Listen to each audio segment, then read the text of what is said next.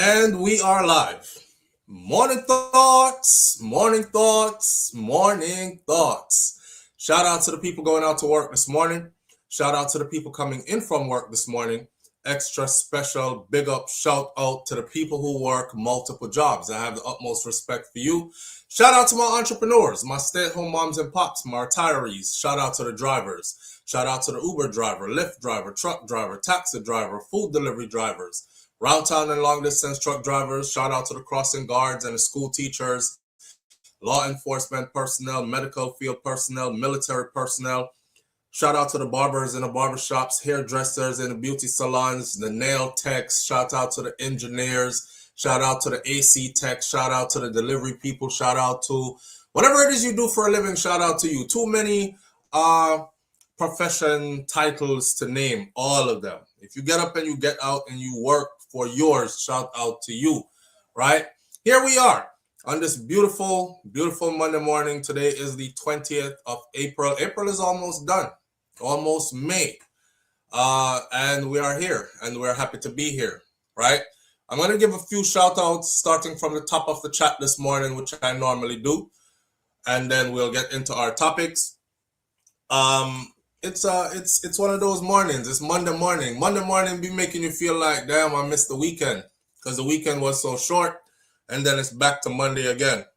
You know, you got to make the best of the weekends because why? It look like it's unless you're somebody who works during the weekends, then you don't, and your weekend falls during the week. I used to hate that when my weekend fell during the week. When Tuesday and Wednesday off. I don't want Tuesday and Wednesday off. I want Friday and Saturday off. I want Saturday and Sunday off, right?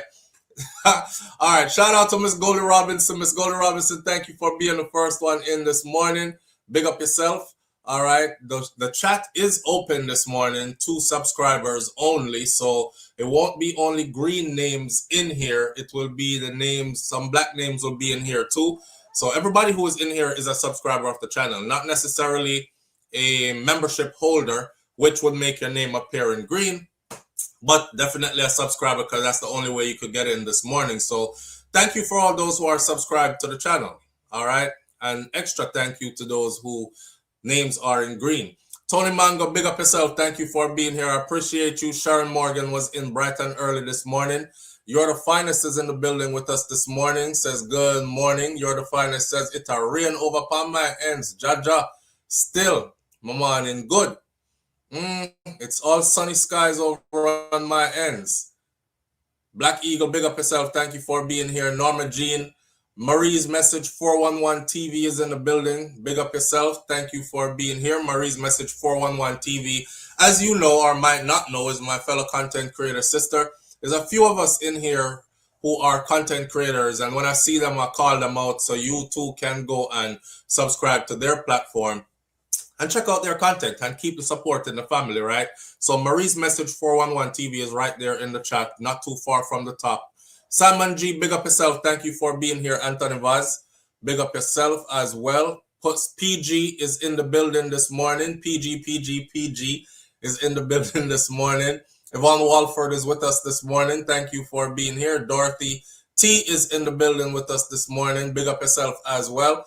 May I scroll down some more. Audrey, big up yourself. Audrey always says morning fam and present teacher, and then she says, please hit the thumbs up button as you enter the live. Please, we appreciate that. Just hit the thumbs up button. It don't cost you a thing. It helps us and it don't cost you a thing. All right, hit the thumbs up button as you enter the live one more time from Audrey. Audrey, big up yourself and thanks for always reminding to hit the thumbs up. Why, Audrey said good morning to a bag of people this morning. Let me see who else is here. Hope I get a chance to pre the videos that SouFLo drop over the weekend. Him do a job well done and him share the SouFLo tribe, which I love to watch. All right, that's You're the Finest. You're the Finest is talking about the vlog video I dropped over the weekend. We do vlogging and commentary. A lot of people just call us vloggers, but there's a difference, right? What we're doing most of the time is commentary. So things that are happening around the world, especially affecting us or diaspora or whatever, we comment on those. Those are called commentaries, not vlogging. Vlogging is when you pick up the camera and show what you got going on behind the scenes. Like, okay, today I'm going to wake up and cook some food, and then later we're going to go on the beach, and then after that I'm going to go see my son, and then blah, blah, blah. That is vlogging. Or I'm going out to a party tonight versus a this and a that. So you have vlogging, and then there are different types of vlogging. You have travel vlog, you have family vlog, you have party vlog, but vlogging is different from commentary. So we do both on this channel. So sometimes it's a video with just slide pictures, and then sometimes it's a live video like this, and then other times it is a family vlog video or another kind of video. I'm up on the road, I'm heading places, going to do things, so on and so forth. Mix it up, right? You're the finest. Big up yourself, and thank you for that. Farron is in the building. Marilyn Grant's in the building. Big up yourself, Farron and Marilyn Grant. Darren Ranger, thank you for being here. Right, yes, for years. Darren, big up yourself. Donna Davis, thank you for being here as well. I appreciate you greatly. Nans is in the building with us this morning. Rasta Youth, big up yourself. Thank you for being here, fam. We're not going to give too many more big ups this morning. We're going to get into our topics.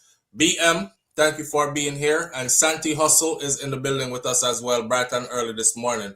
I didn't see a few familiar names, but the chat is long. A whole heap of people in there bright and early. If I didn't call your name, like Peter G, Sharon Ingram, Ernest, then, you know, I just never got to the names, but it's still love and respect same way, all right? We're probably going to be on for about 2.5 hours this morning, something like that, 3 hours maybe. So lengthy, but it's not one of our 5-hour mornings. We're not going to go till midday today, all right? These are our topics on the table this morning, and you know how we do already. I say what the topics are. I ask you to listen so you can choose wisely, and then you go ahead and choose which one you want to start off with first. Please remember this. Here are the rules of the game. When you choose which one you want, you can type it in as many times as you want. All I'm doing is sitting here and counting how many times they said this, how many times they said what, and I put a 1, 1, 1, 1, 1, 1, 1 next to each one that is written down on a paper in front of me. And then when we're done, the 1 minute, I count them, and whichever one ends up with the most one is where we start. Pretty simple. All right? So don't bother feel like you only can put it in once. You can put it in as many times as possible. I guess the people with the arthritis finger them and these things, you're going to lose out because you would have liked to type a little bit faster. You would have liked to type a little bit faster, but you can't. Hey, before I get into that, right? I don't know what the hell happened this weekend. Nice weekend, you know. I said, let me go to the beach and thing. I was having some back problems and stuff, which I have back issues already from the military, but I was having some, like my back was tight and hurting. Me don't know what. I was talking to my son. My son said, you know, orcos are dangerous, man. They're something we live in the ocean will look like shark or not look like a whale, but he was talking about how they hunt, you know? And he was like, yeah, they like they have fun with their prey before they kill it. They just flick their prey up in the air and he's like, that's wicked. And I said, that's not wicked, Jay. That's actually how nature is designed. They don't have anything else for entertainment. They can't go home and watch Netflix and their favorite series. They can't go chill around at them brethren yard and have a barbecue and drink 2 beer. They live in the ocean. They have to have fun with what they eat and all this other stuff. That's how they create entertainment. We'll have that conversation. For some reason, I did like this. Look how I do. But I use my right hand to do it. And I'm right hand dominant, right? I use my right hand to do it. And I said, yeah, I was watching a video of them. And they like swim like this. And they shoot like this and go woo, woo, woo. And went bow and do like, I see them when I'm doing it. All I said was they swim like, they shoot like this and go bow. Flick my wrist like this. And next thing I heard, a little pop. And I'm like, ah! It felt like somebody stabbed me in my wrist, and I thought it was going to go away. And it never got away. And it hasn't gone away for the rest of the weekend. And every day, so now every time I drop asleep, right? Because I'm watching TV on the couch, I'm going to drop asleep like an old senior citizen. And then I jump up like this, and I'm like, okay, I'm going down again. I'm going to jump up like this. Every time I get a good 15, 20 minutes sleep and I wake up, the wrist get more swollen and more swollen. So now my right wrist is like way more swollen, less flexible. and it's hurting like crazy. As I sit here right now, this thing is hurting me. But it hurt more at nighttime. And I didn't do anything to get it to hurt. All I was doing was telling a story with my son. I said, yeah, I seen a video of them and they like swim like this, flip their prey up in the air, and they like pow like that. Rock off mirrors. Here, my son. He said, Dad, I used to say you're not getting old, but I think you might finally be at that place, man. He was like, I think you might finally be at that place. Which kind of reminds me of Cat Williams. Cat Williams did a comedy skit not too long ago where Cat Williams said, man, everything be fine in life until after you pass 50. You know what I'm saying? I mean, say after you pass 40. He said after you pass 40, it's like you wake up in the morning and all you did was lift your arm up to wave to your neighbors. Hi, neighbor. Brr, all ribs on one side of your body broke. You don't even know how it happened. How it happened. You just lift your arm up to say, hi, neighbors. Brr, everything broke. And they asking, what's wrong with you? And you can't explain it because you didn't do anything to get it. You didn't fall. You didn't get hit by anything. You didn't bump into anything. You know, that age, after you pass 40, you go to bed, fine. Head to toe. Nothing wrong with you. You wake up in the morning, can't turn your head one direction. Your lower back hurting, your knees popping, one ankle swollen, toes ain't feeling good. Like, I don't know, man. It's all funny to me still. I told y'all, I said I'm going to laugh even as I'm falling apart.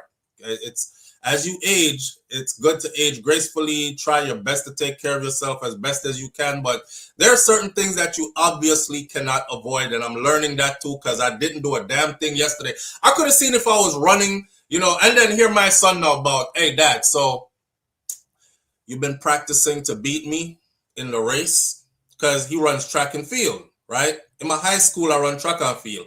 And I told him, I said, Jay, I could beat you any given day. I ran track too. I said I could beat you any given day. And I used to be able to beat him any given day. Even up until about last year sometime, I used to be able to beat him any given day, providing I wasn't having a bad day where one of my ankles was hurting or something like that, right? Then I went through a period where my ankle hurt for like a good time, so I wasn't really running and training and stuff. I stayed off it. And now he's taking advantage. He's like, you've been practicing to beat me? You ready? I'm like, Jaden.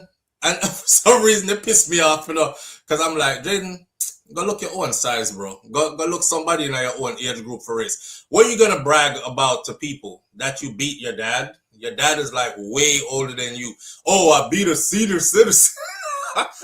Nobody's going to give you bragging rights for that. I myself senior citizen. I'm not reach there yet, but I feel like I'm there already and it's not too far away either. You know what I'm saying? So that's where we're at.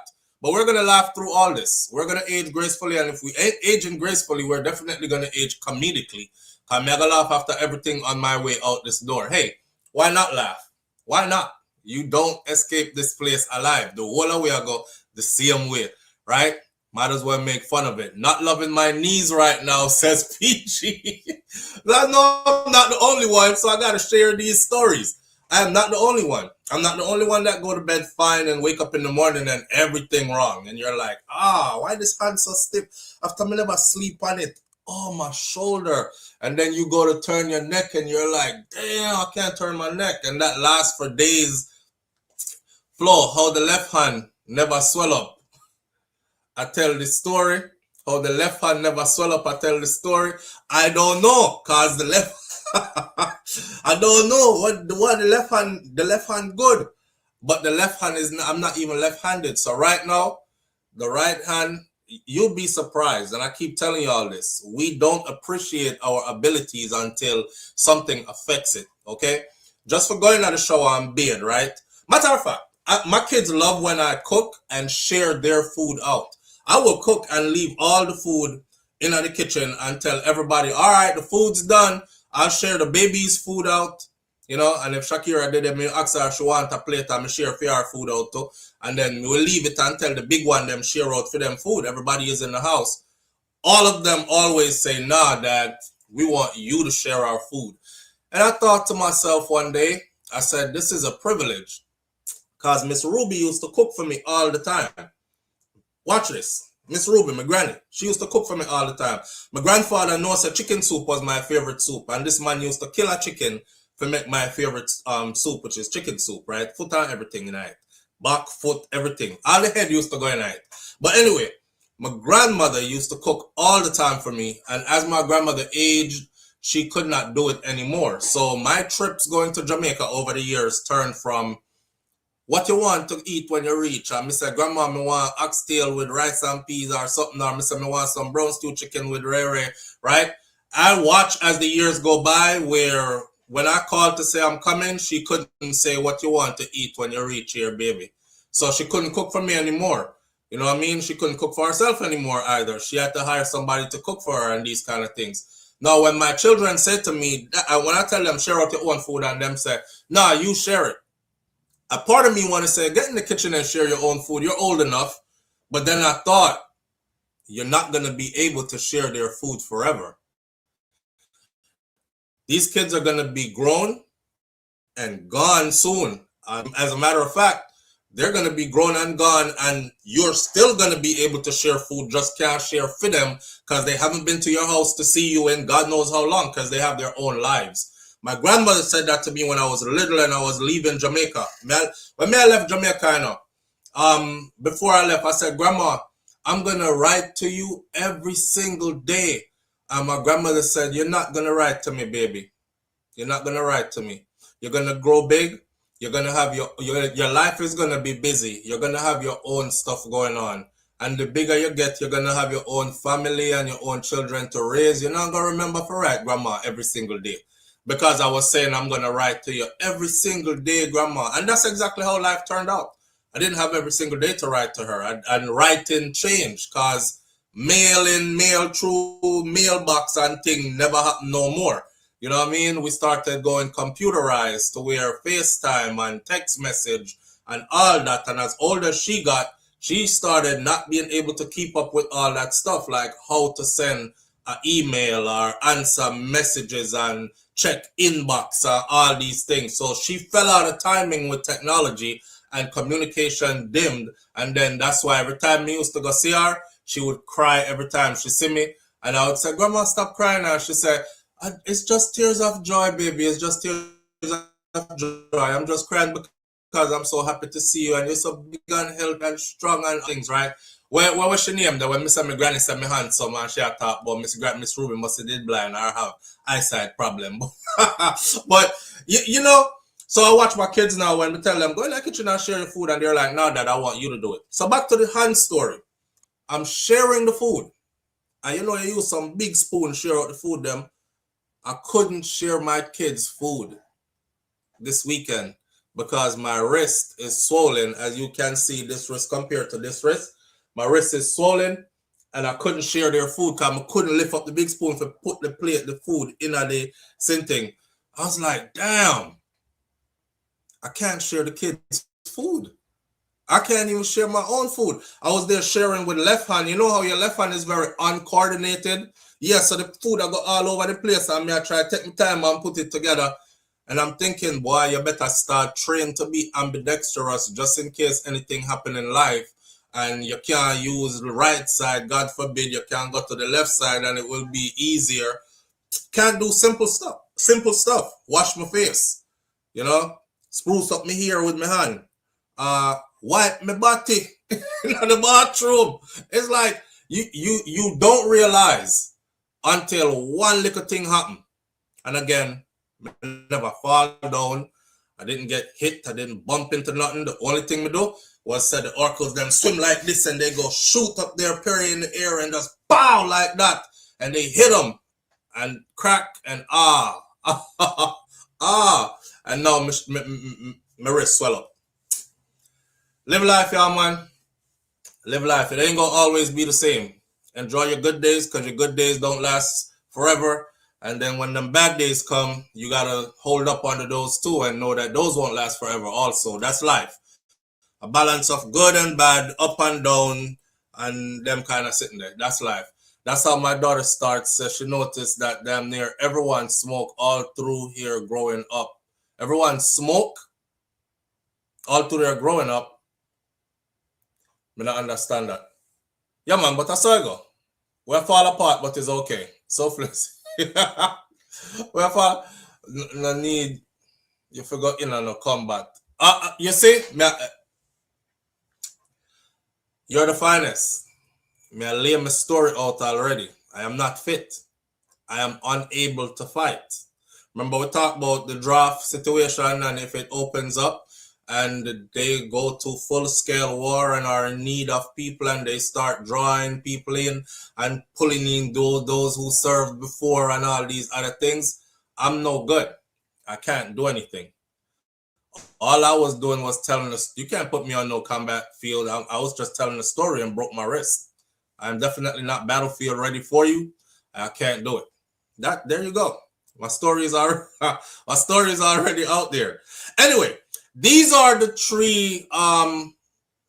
topics that we have this morning. Okay, I would like to continue because it's still trending. I would like to continue the Frai versus Javi shooting story. I don't know the shooting incident that happened at the Big Wall Carnival party in Jamaica last week, Sunday. It was, and then after that, it was like a week full of madness because Frai, who is a popular podcast host, and Javi, who is a popular, well-known dancehall producer / music artist manager, both got incarcerated for the issue while police was doing their investigation. Then it come down to both of them getting charged with some serious charges. I would like to continue that conversation. So when you put which one you want, you can just put J for that. If you put J in the comments, I will know you're talking about Frai and Javi because they both start with a J. How ironic. Anyway, the next one is have y'all seen the story about the 8 children? 8 children were killed. One man killed 8 picnic. And yes, it was a black man, a brother. Killed 8 kids in a domestic incident last night. Do not start putting J or anything until I say go, because I won't count it until I say go, okay? So you can put J for that, or you can put kids for the kids, or you can put the third story that we have is 5 months after Hurricane Melissa. 5 months after Hurricane Melissa, we have a very good look into what the situation looks like on the ground in Jamaica for a lot of the people who are affected by that Category 5 hurricane that touched down, right? So, of course, that conversation is going to end up being broad, just like all of these topics are going to end up being broad in discussion. So, you have hurricane, you have kids, and you have J for Frai and Javi. Hurricane, kids, and J for Frai and Javi. All right? The clock starts now. As of now, go. And I'm counting. And anything after Recover Sandy 2013 is what's going to count. So I have 1 J on the board, and we have 2 J's on the board. We have 3 J's on the board. We have 3 kids right away. All right, we have a hurricane. We have 3 more kids. Damn. The kids want to lead the thing. All right, we have 2 more J's. We have 2 more J's. We have one more kid. We have 2 more kids. 3 kids. 1 more J. 1 more kid. 2 more kids. 1, 2, 3, 4, 5 J's. J. Kids. We're 35 seconds in. Keep it going. J, we have kids. J, kids. J, kids.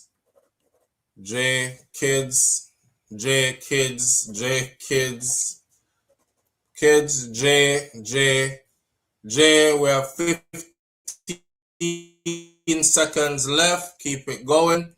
14, we have kids. I'm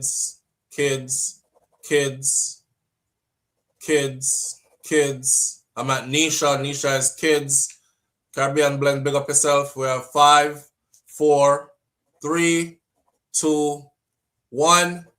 And Dorothy T is the last one that will be counted. The time expired. So for hurricane, needless to say, we had 1, 2, 3, 4, 5, 6, 7 hurricanes. For kids, I think we had kids is what it is going to start out at, because for Javi and Frai, we have 1, 2, 3, 4, 5, 6, 7, 8, 9, 10, 11, 12, 13, 14, 15, 16, 17, 18, 19, 20, 21 for that. So write down that. So obviously that's going to be second. The one with the hurricane is going to be third and last. And the first one is going to be kids. 1, 2, 3, 4, 5, 6, 7, 8, 9, 10, 11, 12, 13, 14, 15, 16, 17, 18, 19, 20, 21, 2, 3, 4, 5, 6, 7, 8, 9, 30, 1, 2, 3, 4, 5. 35. 35 for kids, 21 for Javi and Frai, and for the hurricane is 1, 2, 3, 4, 5, 6, 7, 8, 9, 10. I never want to talk about the hurricane. All right, it's all good. We'll do it last. The kids it is. Sad friggin' situation, man. And we could get the sad stuff out the way too. Even though the other ones are going to be a broad topic, but it won't be so sad. So maybe we get the sad one out of the way anyway, right? Yo, when I heard this story this morning, the first thing I said to my... know what I'm saying now. First thing I said to myself this morning is, ooh, this better not be a black person. The reason why I'm saying that is because we're used to seeing, and no offense to you white people, but you lead the way in mass shootings. So, and lead by far. You know, every now and then we have somebody black go out of line and do something like that. And I thought to myself, it better not be. But I know the demographics of certain places very well. So once I saw Louisiana and I saw Shreveport, I said, damn. It probably is a black family. So, authorities have now identified 8 young children who were shot and killed by a Louisiana father. 8 young children. The story is sad. If you look at our icon this morning, I have the pictures of the children with their faces and everything. I just didn't want to show the faces. But you can go look on mass media. The faces are there. You'll see every single face of every child. I just chose to use a picture that blurred out their face. I just wanted to show his face. What was he going through? What could make a man do something like this? The first thing I thought also was, I looked at the picture and I looked at the kids, right? And I'm a person who, I always said I wanted a lot of kids. But I don't think I would ever be like, give my wife like 8 children back to back. 8 kids back to back, and you're not wealthy. You are not wealthy. A matter of fact, you are far from wealthy. You're living like poverty level, and you gave your wife 8 kids back to back. Do y'all know how much pressure comes with 8 kids? I have 7. Do you know how much pressure comes with having 8 kids? Imagine one woman having to have 8 kids back to back, to back, to back, to back. Her picture of her children definitely looked like it looked like she had them what we call stair step, which means she pretty much spent the last 10 years being pregnant and having babies. And she was doing that one after the other, after the other, after the other. And then to lose all 8 of them one time.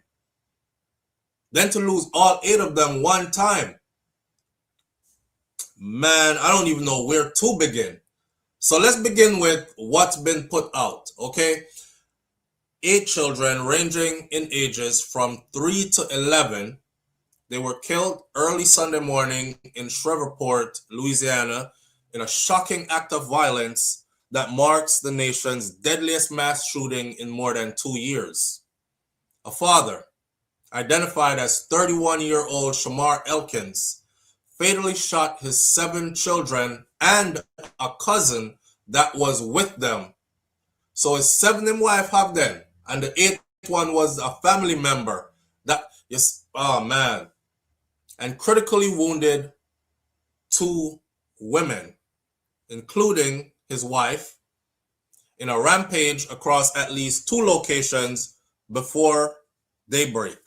So after the shooting, which authorities described as domestic in nature, the gunman fled the area after he carjacked somebody's vehicle, took them out their vehicle at gunpoint, and drove off in the vehicle, and he was pursued by the police, who later he abandoned the vehicle, ran on foot, had a shootout with them, and they closed with and killed him.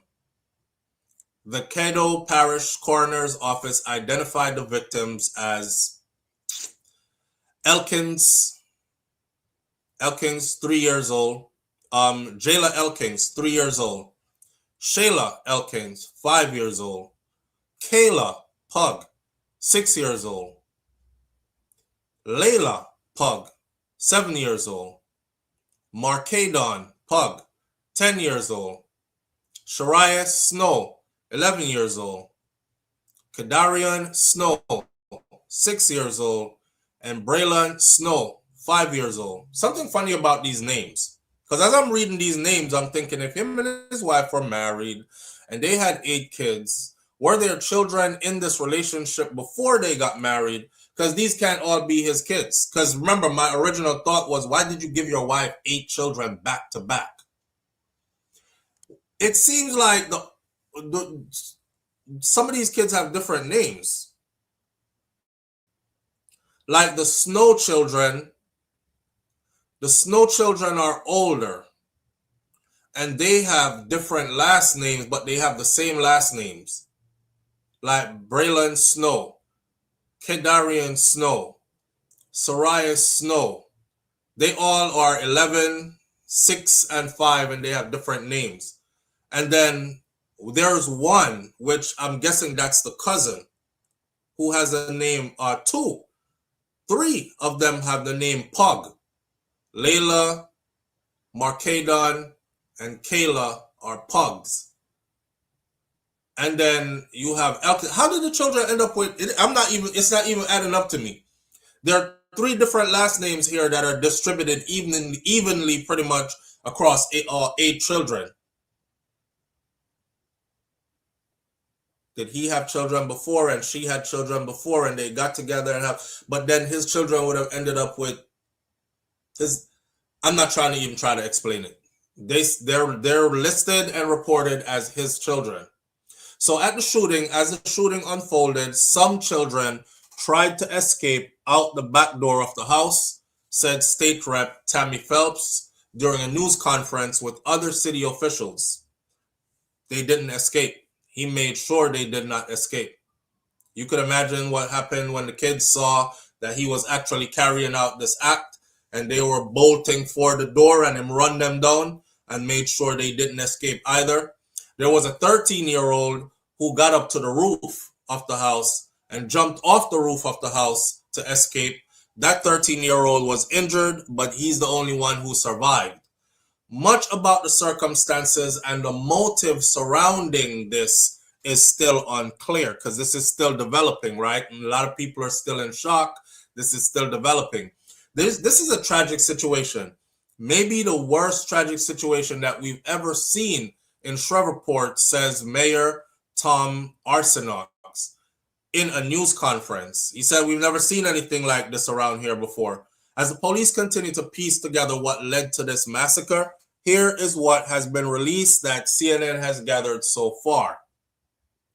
The police responded to reports of gunshots being fired in the Cedar Grove community of Shreveport. The neighbors called and said, there are a lot of shots going off over here. Come check this out. So the police, they went over. Another Louisiana city with about 180,000 residents live in that area. Just after 6 a.m. in the morning, local time Sunday morning.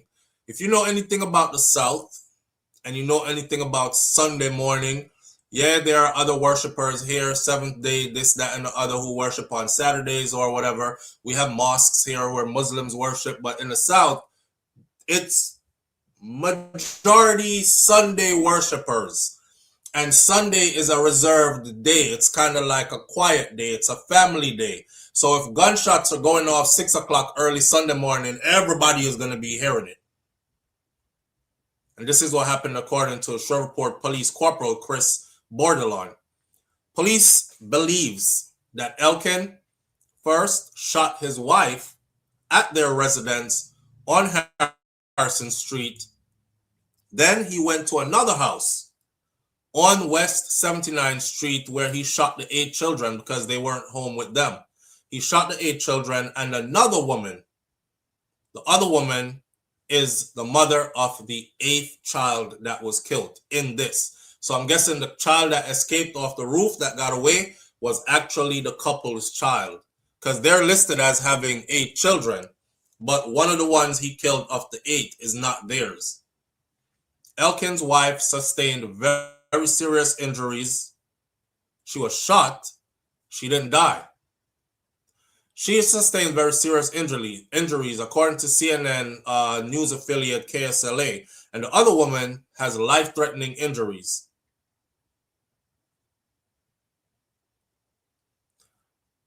It is said that the gunman is believed to have had a relationship with both women. The gunman was believed to have had a relationship with both women. One was his sister, I don't know, or his wife's sister. So it'd be his sister-in-law or his blood sister, and their child was... Anyways, the 13-year-old boy who jumped off of the roof of the building, he was injured. He suffered multiple broken bones, but he is expected to recover. This is according to Bordelon city officials. We're just being very thankful that he was able to get away. A neighbor who asked not to be identified said that her security camera captured some of what was going on.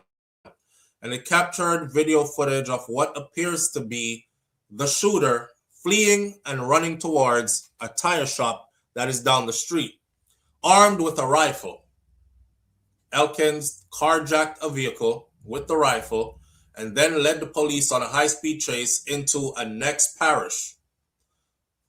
Police shot and killed him in a place that's called Bossier Parish, and officers located the stolen vehicle and initiated a pursuit, and the pursuit continued when officers ultimately engaged the suspect after he ditched the stolen vehicle. Officers were forced to discharge their department-issued firearms, neutralizing the suspect, who was pronounced deceased at the scene.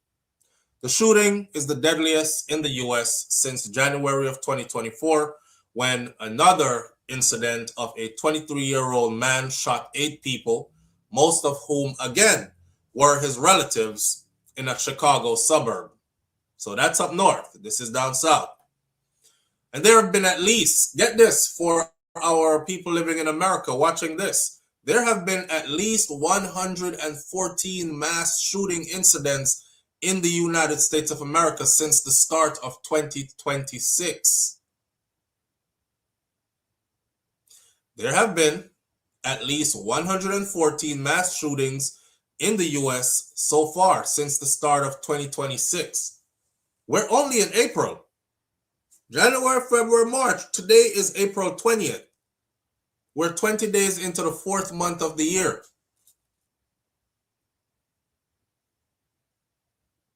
Damn. CNN describes or defines mass shooting as a shooting incident in which 4 or more persons are shot, not including the shooter. And we have had over 114 cases of those since the start of 2026. The police said that they're still working to determine a complete motive and understanding as to why this happened, but they know that this is domestic in nature. Here's a little bit of information about the gunman, the man who did this. Elkin had spent 7 years in the Army, but he was in the Army National Guard. and he was there from 2013 to 2020. 2020. He worked as a signal support system specialist and a fire support specialist. This is what Army spokesperson said to CNN. He was never deployed into any combat zone, and he left the Army in 2020 at the lowest rank. Remember when I said we make fun of, this is a military inside thing, especially the Army, so we called National Guard. It's nothing against anybody who is in the National Guard. We call them nasty girls. NG for National Guard, but we say NG as in nasty girls. We call them nasty girls as to make fun of them because that is like, they're the ones that stay at home. They're part of the Army, but they don't train like regular Army. And we are, if you're a regular Army, you are drilled every single day in whatever your MOS is. If you're infantry, you're probably firing a gun every single day.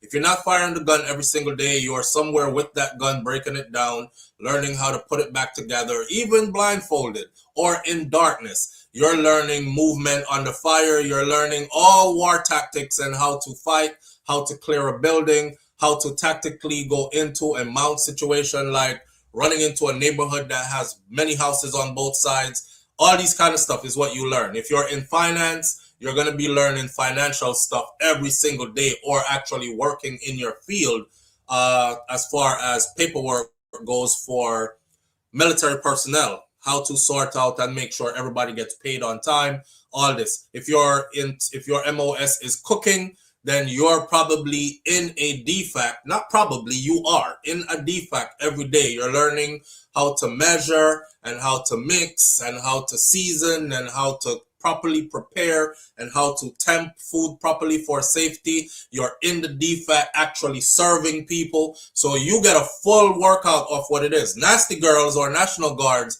they show up once a month for one weekend out of every month, right? At their base, and they are normally situated in the United States of America. So if a hurricane is coming and they're predicting that this area is going to get heavy rain and probably there are going to be some landslides or there could be a possibility of flooding, they'll send in the nasty girls or National Guards, and they'll go in, pack the sandbags, help people to evacuate to higher ground, while us who are full-time, we're the ones who first get deployed overseas, or we're the ones who handle stuff outside of the country, etc. You know, so, but there's still a vital part of the Army. I'm just saying they don't train like we do. I remember going on a mission. Well, we were getting ready to go on a night mission, and we heard that, yo, the nasty girls just came in. They just attached our unit to some nasty girls, and everybody was like, they bet not, y'all pardon my language, I'm just gonna talk like I'm in the military. We were like, they bet not fucking put them over here with us. And I was, the first time I heard it, because I never worked with them before, I was like, why are you mad about betting not put them over here?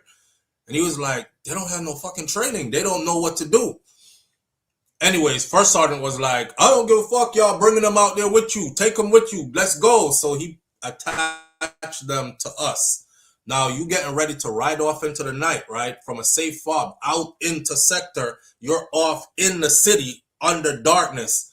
You better have a team that has trained with you under darkness, understand movement and all that. We had these guys. I remember our truck rolling out, and as the truck was rolling out with us on the back in full mode, ready to go, I heard the sound of a magazine hit the floor, the back of the truck. And I was like, whose magazine is that? Whose magazine just fell out? And it was one of the nasty girls. You're literally going into combat, and he didn't even know how to lock and load properly, and his magazine just fell out of his weapon. And that's when I was like, oh shit, now I see why they were like, you bet not fucking attach them to us. You know, so we make fun of them by calling them nasty girls, but they still are an intricate part of the military. This is what he did, and he never deployed into, and I know there's this stereotype every time somebody from the military does something like this, and they're like, yeah, civilians are always like, yep, I bet he went to war and it fucked up his head and he came back And look at him now. Now he want to kill everybody around him, which gives a bad stereotype to actual combat veterans or those who have seen combat or been deployed overseas to different theaters of combat, right? Most of the time, I realize who's doing this served time in the military, but they never saw combat.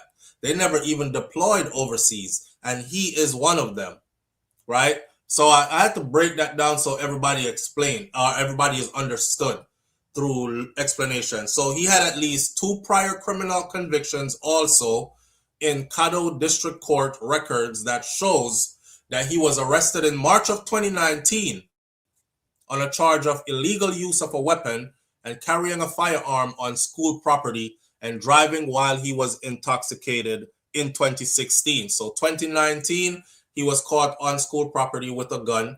He discharged the weapon as well. And in 2016, he was driving while he was intoxicated. In the 2019 incident, the police wrote that in the incident report that he pulled a 9mm handgun from his pants and he fired multiple shots at a vehicle 5 times after the driver in the vehicle pulled a gun on him and took off. He pulled the gun and took off driving, and he pursued the vehicle and fired 5 shots at the vehicle. The shooting occurred near a school where children were actually outside playing, the officer wrote in that report. Records also show that Elkin was married to his 34-year-old wife, Shaniqua Pug. So those children that are named Pug has her last name. And then the other ones that are Elkins has his last name, which tells me that she had children that are not his. Because why would you give some of your kids your name? And so then again, people do whatever they want to do, right? You never know. I'm just trying to figure out the names still because it's bothering me. Anyways, he was married to Shaniqua Pug. Get this. They were only married for 2 years. They were only married for 2 years. They were only married for 2 years. Family of Elkin, the dude who did the shooting, they did an interview with New York Times. And they said to New York Times that he was stressed out. He was stressed out mainly about his relationship with his wife.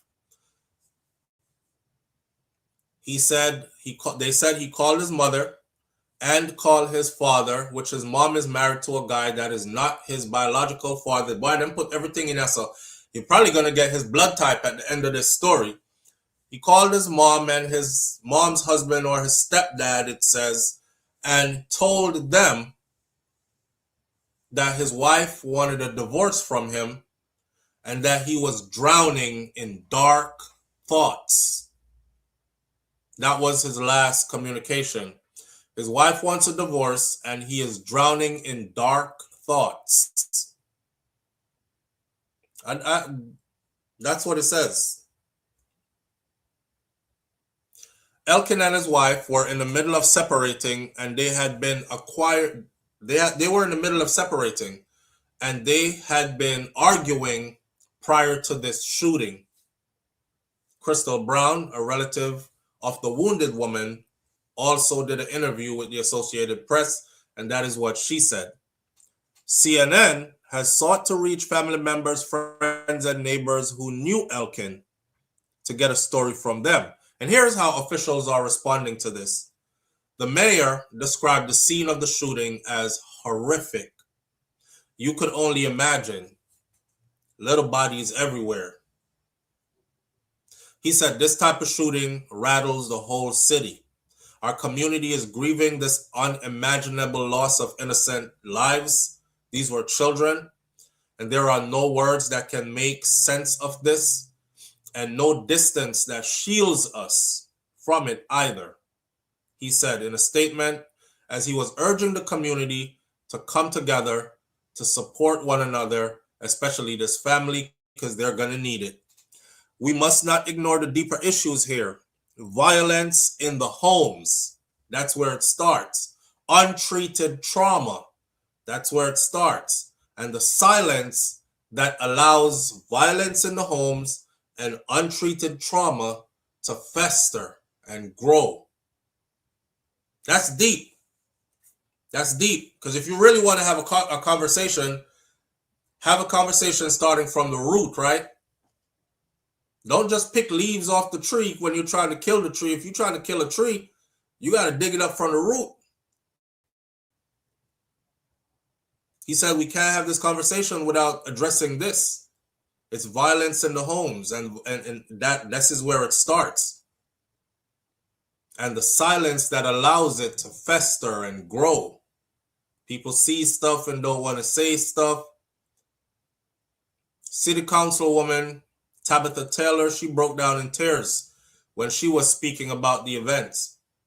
And she appealed to mental health counselors to please reach out to support everyone that was left reeling from this tragedy, because they are going to need it. The family and this community needs you, she said. I need you, because how do we get through something like this? The 8 children's death more than doubles the number of homicides that have been seen in Shreveport and Caddo Parish for the entire year so far, according to the coroner's office. So it's a place with a very low murder rate, and 8 kids being killed more than doubles. So their murder rate was at less than 4 before this happened. Louisiana attorney Liz Murrow said that multiple law agencies are now investigating what exactly led to this tragedy. She says, we don't know yet all the details, but I'm deeply saddened by the senseless loss of these little lives. I'm praying for the victims and their family members in the wake of this devastating violence. And the U.S. House Speaker Mike Johnson, who represents the Shreveport area in Congress, called these killings heartbreaking.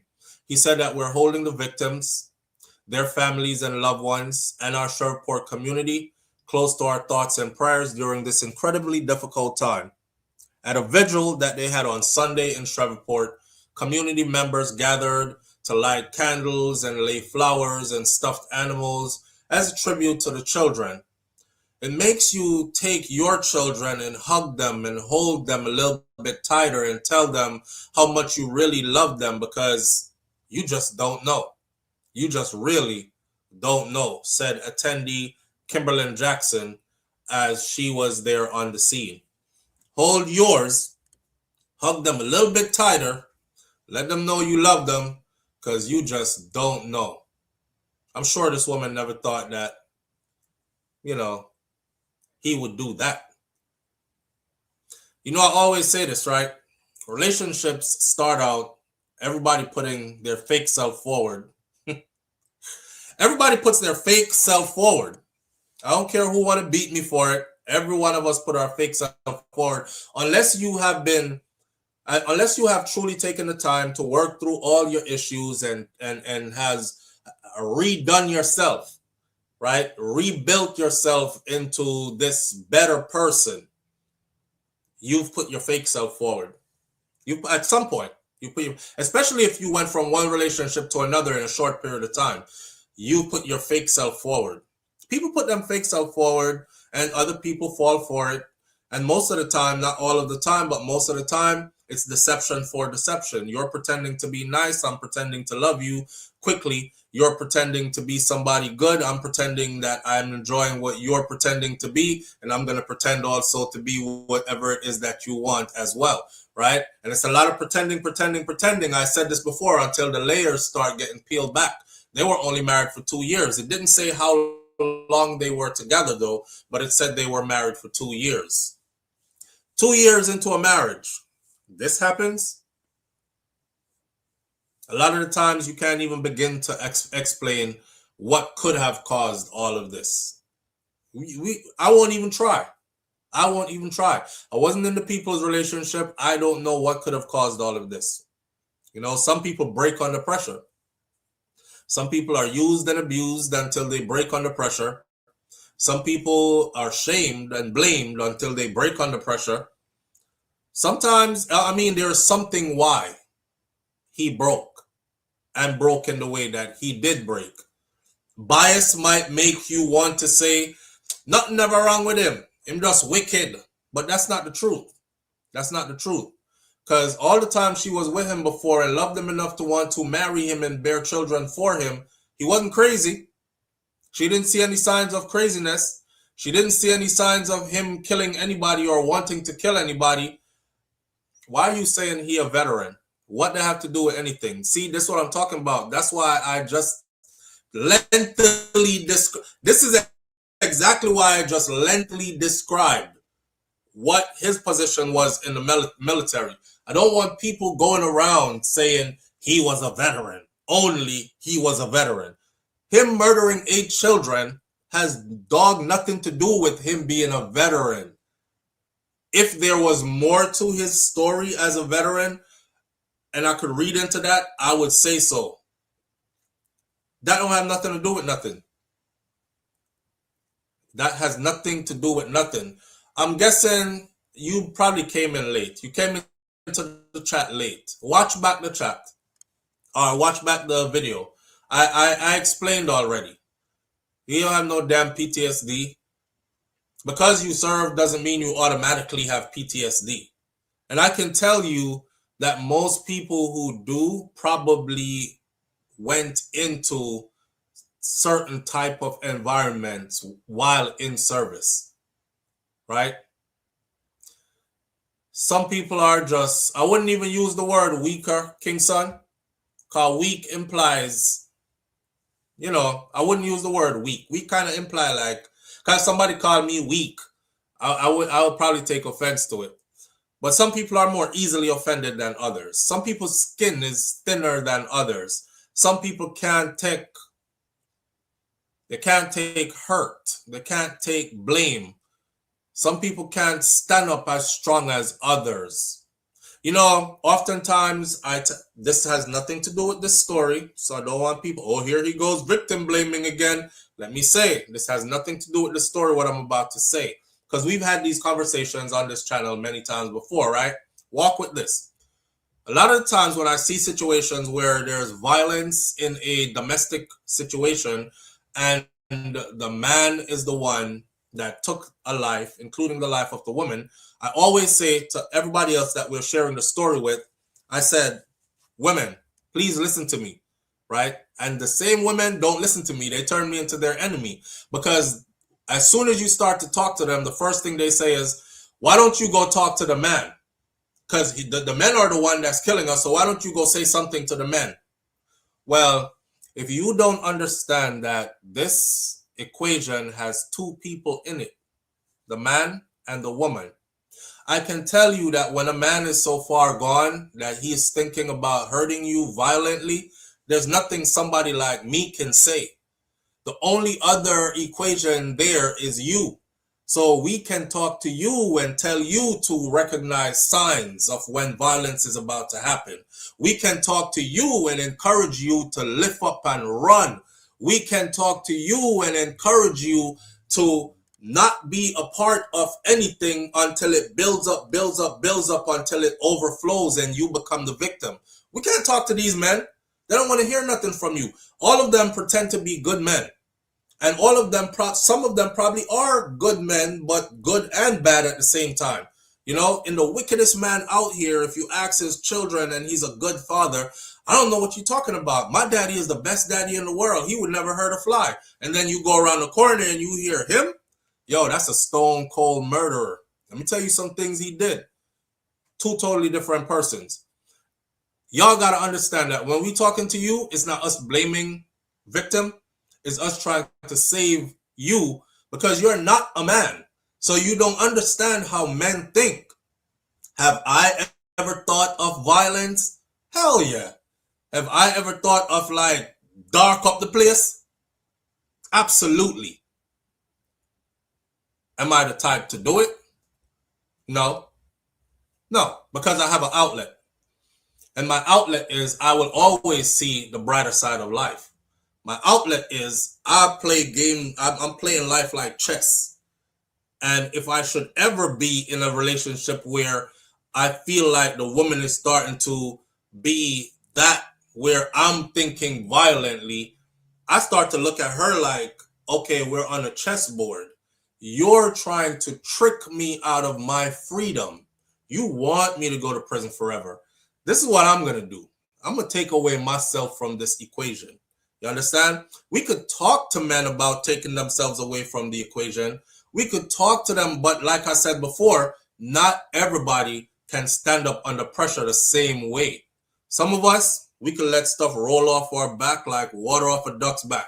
Some of us, we know how to jump in the car and drive for miles. Some of us, we go get a hotel somewhere and just chill and don't care what you think, we out of here because we're not staying to go through the rah with you and any of that. And then others, like this guy, whatever was happening in his relationship, like he told his mom and his stepdad, it's festering so badly that he is drowning in dark thoughts.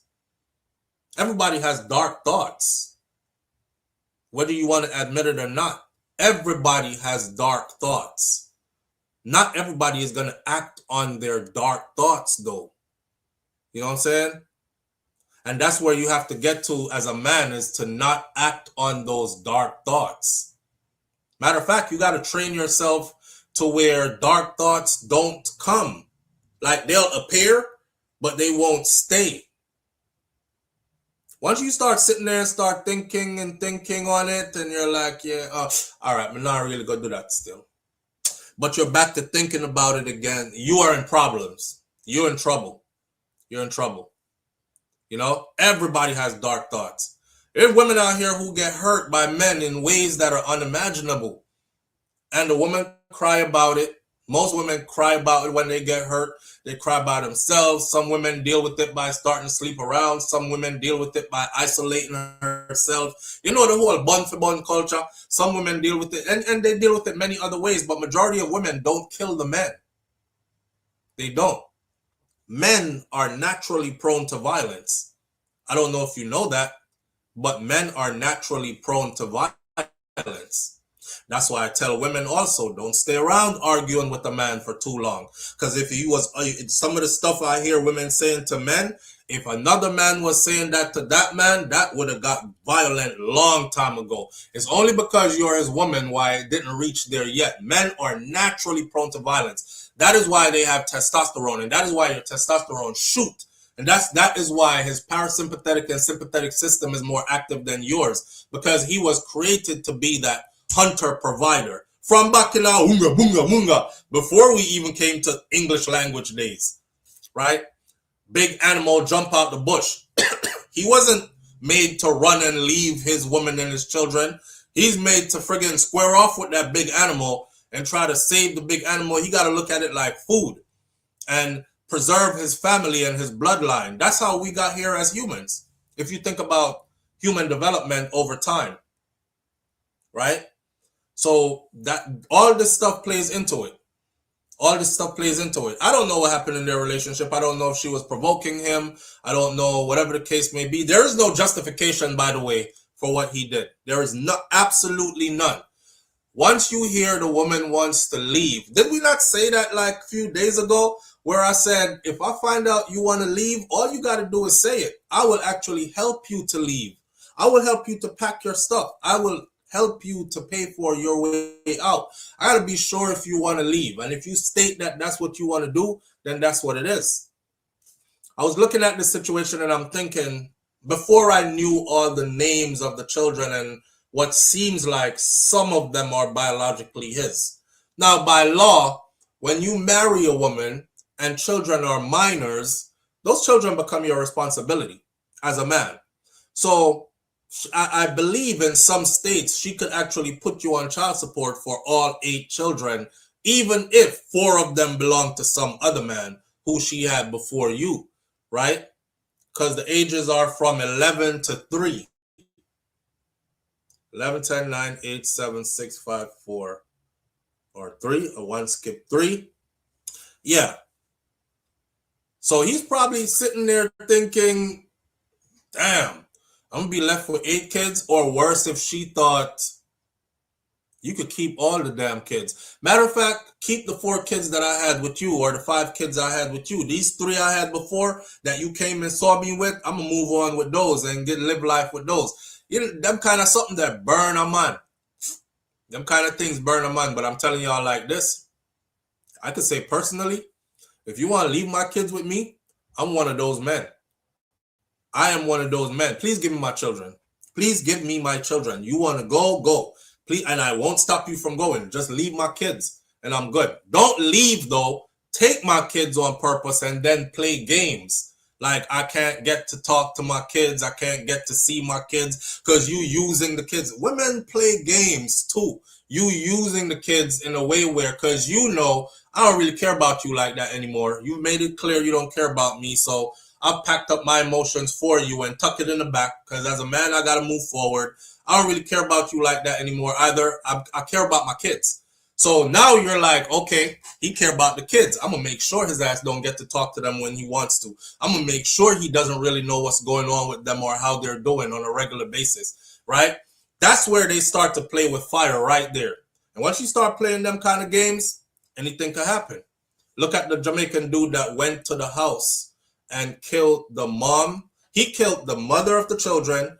He killed her parents.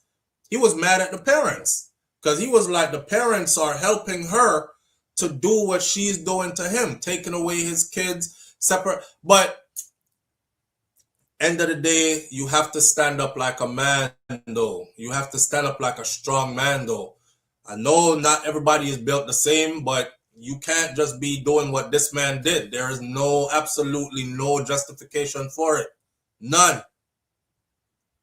None. Shanice Ramsey says, this is a kind of tragedy that shakes you to the core. So many innocent lives taken in such a horrific way. Those babies deserve so much more. And I'm praying for the families. You know, the part where the news said, Shanice, the part where the news said that they were running for the doors. Some of them were running, trying to get out the back door of the house. And he didn't allow them to make it. You could imagine how terrified these babies were when they realized, damn, my sibling gone. Oh, he did the other one. I'm out of here, and try to run and just didn't make it. One thing I'm glad, when I'm not really glad, I'll say it like this. Half of me was glad that he went out the way he went out too, but I would have wanted to see him suffer for what he did. Because them babies, those kids, one thing about kids didn't beg you to bring them here. And for my Jamaicans who are saying, why you keep on calling picking them kids? After them, I no goat. A goat alone have kid. Please remember we're in 2026, okay? This ain't old school Jamaica. So we use different terminologies nowadays, and it still mean the same thing. All right? Those kids, babies, children don't ask you to come here. I get very graphic sometimes when I talk about bringing children into the world, you know, and somehow you might want to cock your ears or exit stage left for a second, because sometimes I have to use these words like this because it has to reach home. When you were grinding and enjoying pleasure, that's a cleaner way of putting it, or I'm really thinking about bringing it across. When you were grinding and enjoying pleasure, and it was from that you made these kids, none of these kids were involved in it. None of these kids had a choice. So when children come into the world, it is your utmost duty to protect them and raise them properly. You know what I'm saying? To see how these poor babies went out, man, it's sad. It's sad. And it's past sad. It's past sad. She and him were in the house. All the children were at another house. What does that sound like to you? That sounds like we need a break, right? We need a break. Have Auntie keep the kids. Auntie, you can keep the kids for us for tonight. We'll pick them up in the morning. You know when you have family support and they're like, yes, man, drop off all the kids. We'll have all the kids over here for the night. You guys relax and have an evening for yourself or whatever. Sometimes that is needed. 8 kids will burn you the hell out, especially 8 kids that are that young. Why she wanted a divorce from him, I don't know. I don't know. All I know is some of us men too. You starting off whining and dining and romancing that woman, and then when she have them babies for you, you turn her into somebody that don't really exist anymore. Like, so women start feeling burnt out too under all them damn kids. You got men who don't clean the house. They won't even wash up a dish. They won't even, and I've seen these comments a lot of the times. They won't even wash up a dish. Not dishes. They won't even wash out a dish. They won't even say, the bathroom look messed up. Let me clean the bathroom. No, she around there with a bag of kids. You just in and out. Dinner cook yet? What are you cooking for dinner today? Man, your grown ass could get in the house and cook a meal. You could get in the house and cook a meal. You could clean up the house sometimes too. She get burnt out. And she get burnt out to the point where I've seen videos of women over and over and over. I'm just tired of being married. I don't want to be married anymore. I don't want to be a wife anymore. I'm tired of it. What is it? I got to do everything by myself. This is not how I envisioned marriage to be.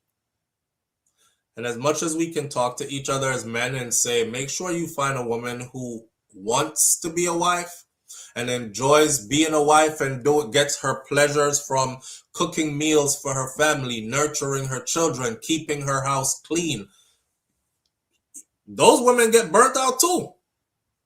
So she get burnt out too. She don't want to be doing that 7 days a week, 365 days a year, and that's it. Especially if you one of them guys that work a 9 to 5. And you just the 9 to 5 and you got the rest of the friggin' day to chill. And she going day in, day out, all night with them damn kids. So there are so many different angles to this that could lead to all this. But it all comes back down to this. Violence in the damn relationship. If you see violence in your relationship, leave. Leave. Because it could turn out like this. And we see these situations all the time and we say to each other, my situation bad, but it would never end up like that. You don't know. Look at the person you with and tell yourself you don't know, because you don't know. You don't know. That person will chip off and do stuff you never thought in your wildest dreams that they could do. I bet she never thought in her wildest dreams that that's what. I wish every time we meet somebody in life, right, that we were geared as humans. We were created in a way where, when you meet somebody, soon as you start to talk, life would just give you a flash forward. Give me a flash forward. Give me a 5-year flash forward and back. So you could be like, yeah, okay. I'm cool on you. You look nice still. Yeah, you're a good looking person, but I'm cool on you. Matter of fact, we're not even gonna talk. Cut. From beginning. Imagine if we could have a flash forward where we could see. 2 years ago, she loved this man enough to marry him. To walk down the aisle to say, I love you and I want to spend the rest of my life with you. I want y'all to think about this. That was 2 years ago. Not 20 years ago. Not 12 years ago. That was just 2 years ago. That's 365 days times 2. That's 24 months ago. She said, I do, and I do forever. Things must have been really good. What could have gone so bad in 2 years? We got to be careful. Our conversations can't resurrect the dead. We can only send condolences. We can use these situations, though, to learn from and to teach and to move forward, knowing more, being more aware, so that, that unfortunately that's life. Sometimes your life ends up being a lesson. And that's all we could get from this is a lesson. We can't bring these babies back. But we gotta see the lesson in this. Violence in your home, not a good thing. In your relationship, violence, not a good thing. If you see it, get rid of it or get away from it. If you can't get rid of it, get away from it as fast as possible.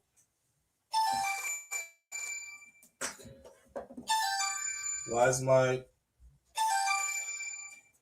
1 second caller? All right, here we go. Live on the air with SouFLo. Good morning. Hello. Hello, morning, Coco. Here we go. Good morning, family. How you doing? Is there an echo? No, not on our end. You sound good. Okay. Talk You were to us. saying she married him 2 years ago and how she loved him and all this. What I want to say is sometimes a person doesn't get married because they love the other person. You're on point, Marie, because I was just about to say something along those Sometimes lines. people get married because of financial help. They need financial help. They need financial help. And with all those children, she was looking at like, okay, I'd rather have this person with the assumption that they're going to help me than me having to get child support and have to be a single mom and take care of all of them by myself. True. Very true. So sometimes people get married because they're in love with each other. It's not that they're in love with each other, it's that they need financial help and they see stability or something like that, right? Yes, and they need help with children and responsibilities of the house. Yeah. I was gonna But they don't always work out that way. It's like some man will marry you, but that's all they're gonna do. They will marry you and they will go and work the little money that they work. Everything else is on you. So they ain't really coming in as a savior. No. They're not really coming in as the big protector provider. Right. They're just doing the bare minimum. That's very true. And now you're married and you're still stressed. Exactly. Because it changed nothing. So resentment starts to build. Right. So resentment starts to build. Especially if the spouse didn't make a whole lot of money, but they have a whole lot of children and responsibilities. And you keep pumping babies out. They keep pumping babies out. That's one thing I don't understand. You know, how people just keep pumping them babies out knowing that your financial situation is not, you can't handle it. A lot of times a divorce happens, and the bottom line of it, if you really do investigation, a lot of it have to do with financial. It's either financial or somebody was cheating. Right. I agree. Those are the two main things. Yep. All right, now look like you know. All right. I'm have to start work. All right. Have a wonderful day at work here. Big up yourself. All right. Bye-bye. All right. That's Marie's message 411 TV from our chat. Somebody said, according to his family, they're saying that he had signs of mental health decline. And coworkers are also saying that he always looks stressed. Well, he's stressed because of his relationship. His relationship was falling apart. His last communication to his mom and his mom's husband, or his stepdad, as they put it in the paper, is that his wife wants a divorce and they are actively in the process of separating, and he is drowning in dark thoughts. So yeah, his mental health decline was obviously showing. He's drowning in dark thoughts. Nobody who is on the up and up mentally goes around saying, I'm drowning in dark thoughts. He was having these ideologies. He was thinking to do this. He shot his wife, also the mother of his other children. This man wanted to eliminate his stresses. The Omega Gamer said he shot his wife and also the mother of his other children. No. According to this report that I just read from CNN, now if CNN is wrong, they're wrong. But this report I have in front of me said he shot his wife and he shot another woman at another address where the children were. And that other woman was the mother of the 8th child that was shot when he shot the children.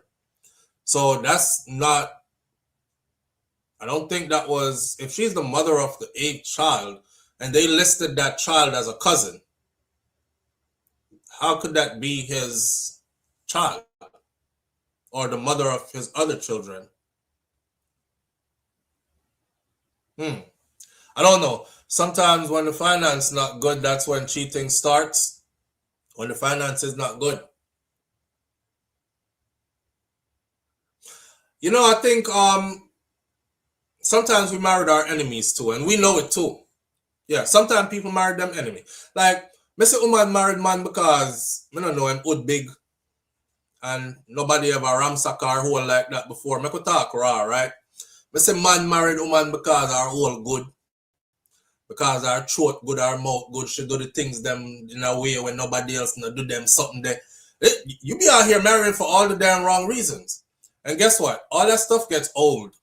All that stuff gets old. All that stuff be exciting as hell in the beginning. Ooh boy, I never had that before. I had my damn fingers and toes doing gang signs at the same time. I never had that before. She bad enough. Never married our dog.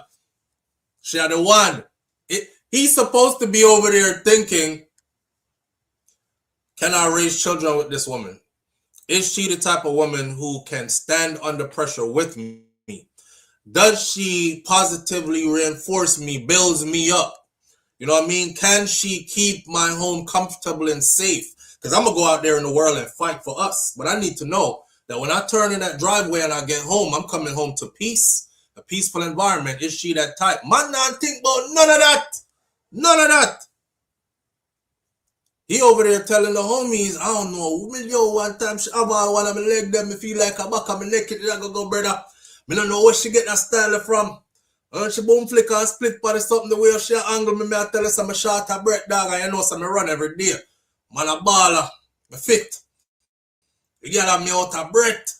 That's who you looking to marry. That's who we be looking to marry. Me sitting big, you know? I mean, I tell her so she open her mouth and go so you whole like lost. All my balls gone. Yo, she dangerous. I'm a wife that dog. Off your wife that brother. Women over here be doing the same damn thing. You know, they have a saying, men be thinking with their small head, women be thinking with their clitoris. They be doing the same shit. They over there thinking straight vaginal thoughts. Them not think, is he a good provider? Let me see this man when pressure touch him, how him act under pressure. Does he look like somebody who's still going to be concerned about the children I'm about to give him and our household, even when things look like, you know, I'm gonna put up my attitude and we not feeling each other? And let me see if he that kind of man. Let me see if he the kind of man that will actually get up and stop act like him Ross lazy or need extra comfort. You know, some man soft and cuddly, them going like them need extra comfort every day. I'll be telling my sons that. You know what I mean? You need a hug daily and you need to be cradled and stuff. You can't be out here in this world like as a man who is leading and have that as your personality. How you going to get up and get out here and fight? How are you going to get up and provide? How are you going to get up and cut through red tape and walk over fire to make sure your family okay when you softer than your woman? You can't be. So these are the things a woman should be looking for. What's his mental state? How is the man that level-headed or him look like him will kick off and kill me one day? Me don't know, because the red flags be there. No, girl, that dick so good. Let me tell you, I was shaking. Hey, I was on vibrate, my girl. I was like, brrr, whole day I'm walking around. I'm at work doing like this. Every time I remember what he did to me, I'm like, oh, I'm going to marry him. I'm going to marry him. That's who my husband is. That shit fade fast as hell. Especially them ones that be talking about, yeah, I see the red signs, the red flags, but I don't really care. We be arguing as hell. Sometimes we be ready to fight. And then we go our separate ways. But when we get back, that makeup, man, we be fucking up the bed. Shit be hitting the wall like... That get old fast as hell. If I could tell you how fast that gets old. And now you stuck with somebody who you truly hate. Because now you realize all the things you should have checked off the list.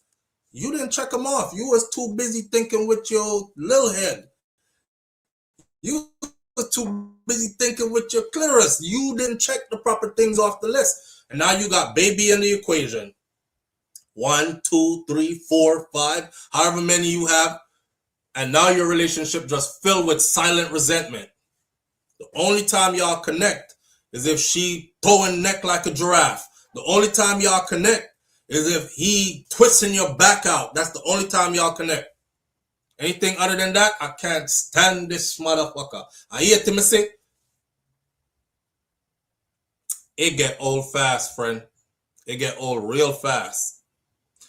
That old fight and makeup and the makeup sex is so like spark. You literally see sparks, you know? You mean I talk about you literally see sparks. All them one day when the two of you are bust the same time and they bow, bow, bow. You shooting up like 4th of July. You literally see sparks. The room go black. All you see are like yellow sparks or red sparks. That shit get old. You be in there long enough, you can't stand that person. There ain't no makeup, nothing. I don't even want you to touch me, and I don't want to touch you either. That's where the cheating start. That's when, because now you in a relationship where it's been months like this. You're still horny, but you don't want to touch that person there. You don't want them touching either. Some people stick around for the familiarity because they don't want to be sharing their bodies everywhere. Now you having icky sex. I can't stand this shit. I just need a nut. I just need a nut. Live on the air with SouFLo. Good morning. Morning, Flo. Okay. My dad and the family welcome. Why that one hot, my brother? Why?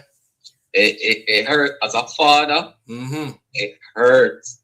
When I see a shock, so till sometimes as a man, you go through some rough stuff as a father.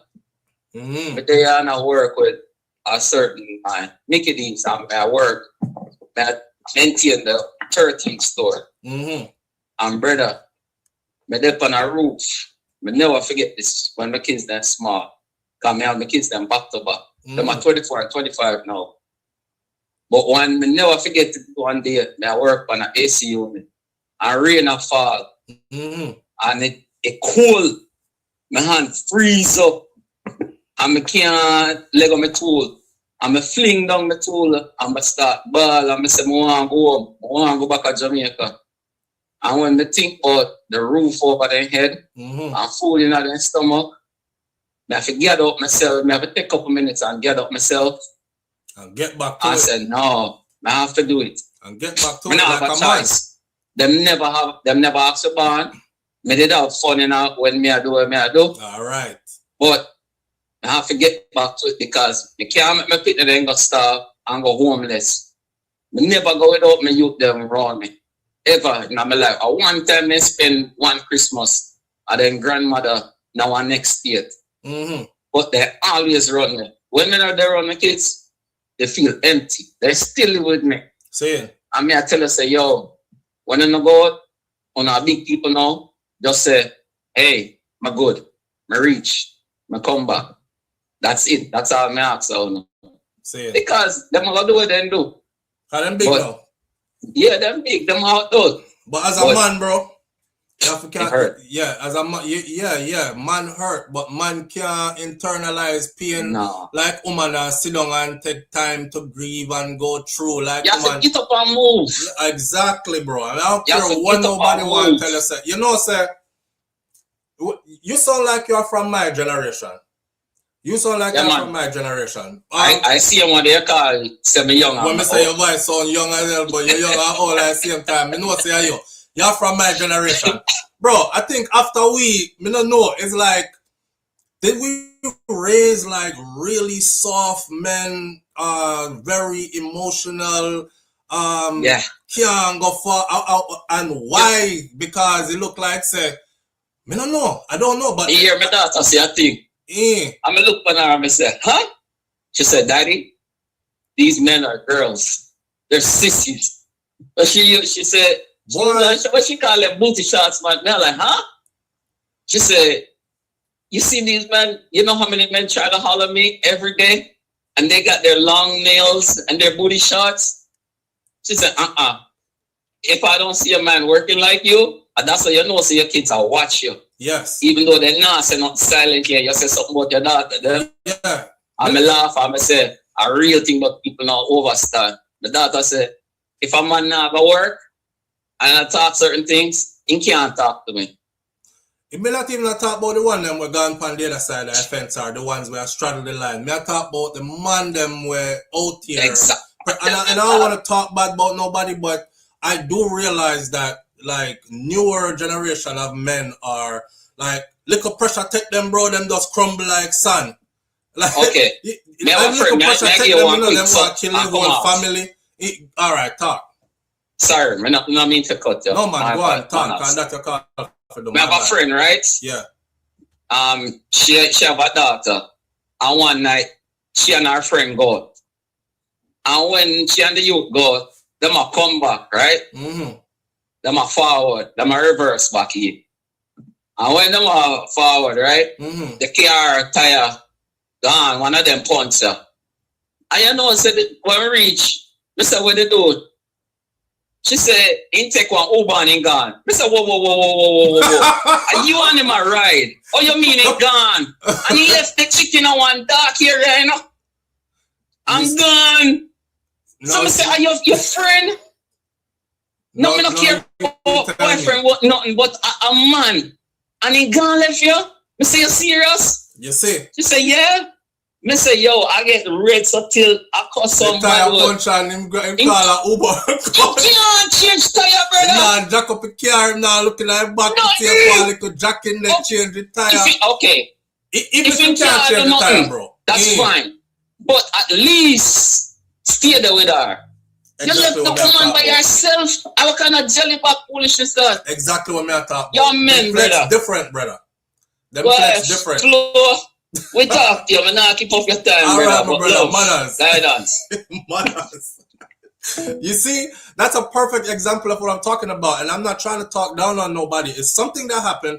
I don't know if because we did get raised kind of rough, why we did feel said, okay, we're going to take the pressure off our youth them when we raise them so that they don't feel the roughness. But now that we observe what came out of that, it's like, maybe I should have put the pressure upon them like we did upon me, because I don't crumble easy under pressure. And a lot of men from my generation don't crumble easy under pressure neither. We know if we hold up under pressure and we know survival.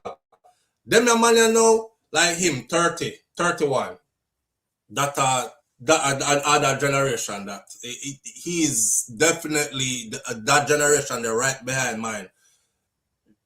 Them not handle pressure too good. The woman I talk to you, she stress you out. Brother don't know about exercise, go gym, go for a run, go for a long walk. All them know is either violence or sleep with a girl next door, or sleep with one of our friend them, or you just bring anything there. And it's not only the men too. I see the women of that generation do the same thing. Like, they have poor problem solving skills, and anything that's a problem, their solution is to put more problem on top of that problem that what them did have already. Anything them do to solve that problem there will add more problem. It's like there is no solution to them problem. You know what I'm saying? Man.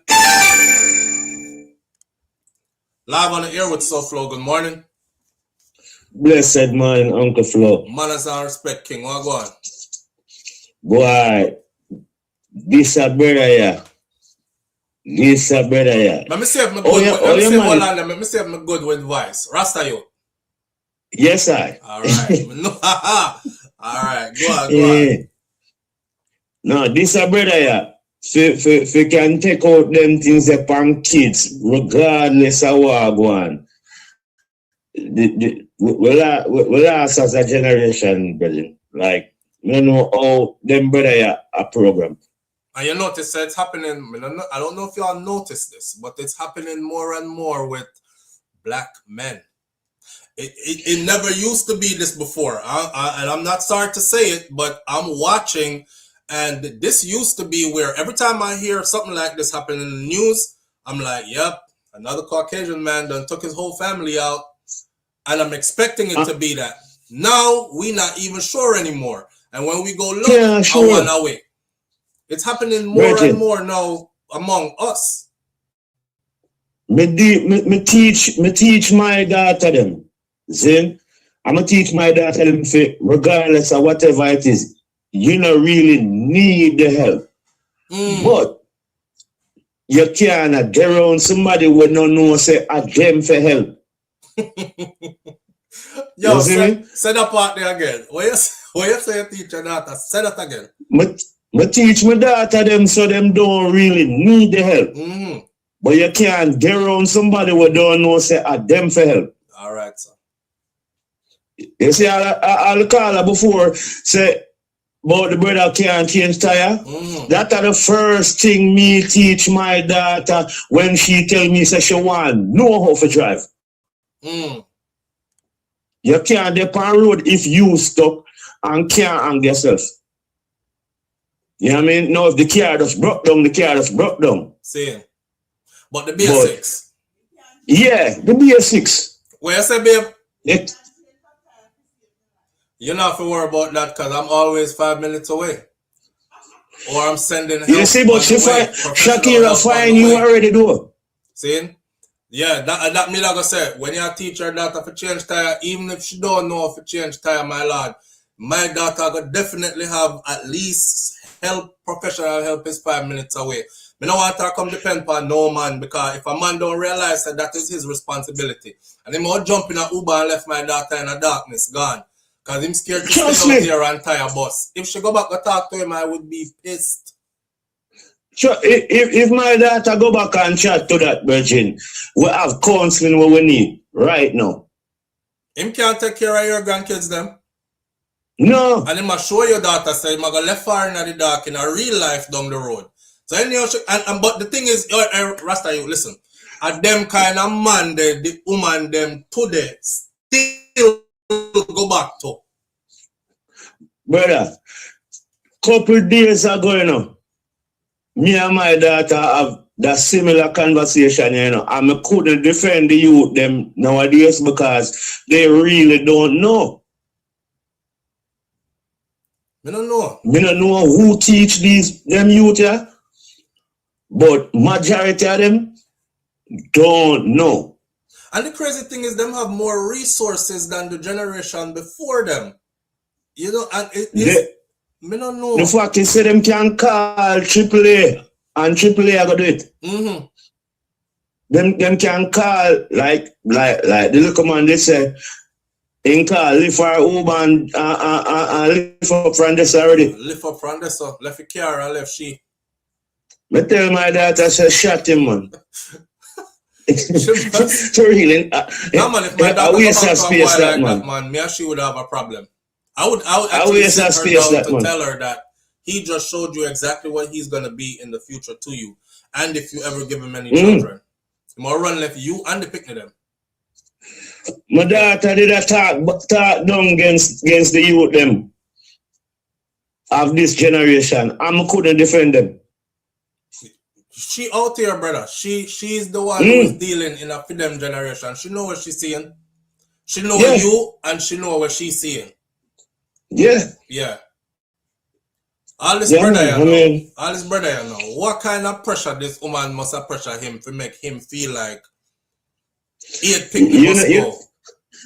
You know, see when me there ask in I chat there. What that could have been? Yeah. Me can't see how. Me can't see why. Because at the end of the day, it's like what you say. Give me my picnic them. Yeah, man, give me a picnic them, man. You see me? Yeah, drop them off, leave them. It's okay. Just give me mines. I will never, ever, ever, ever talk about me don't want the picnic here and come get the picnic and nothing. You see, if I drop the picnic there, I don't want not even $1 from you. I will never be out here talking about she drop off the youth, you know, and not even $1 she not give me for help raise the youth. Nope, just drop mines off. I'm good. No, let's drop her. Navigate from here. I hear me here say my youngest mother did start straight. Yeah, man, you didn't even have to worry about nothing. She come home from work and me and my picnic live on my mother yard now. Same. You see me? When we start out, we have a place and we keep it moving. But yeah, I hear me here say she didn't want some other option. Good evening, an argument.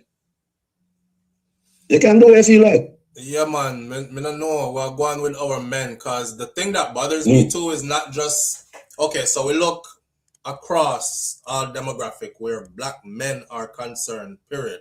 We're not gonna talk about white people because none of we over here no white. We're not discuss for them problem because them have them own house to clean up.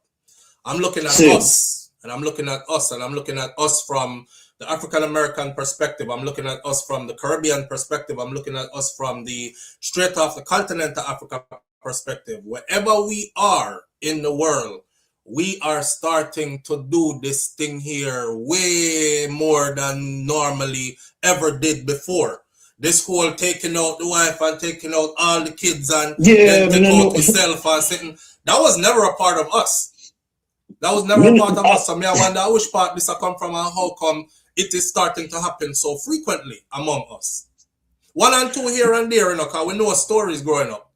But now, it's like almost all the time.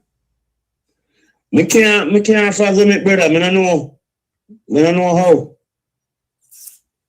I don't know how. Then just get weak overnight. There's a serious level of weakness to brother. A serious level of weakness. Me say a woman say, you know my thing already.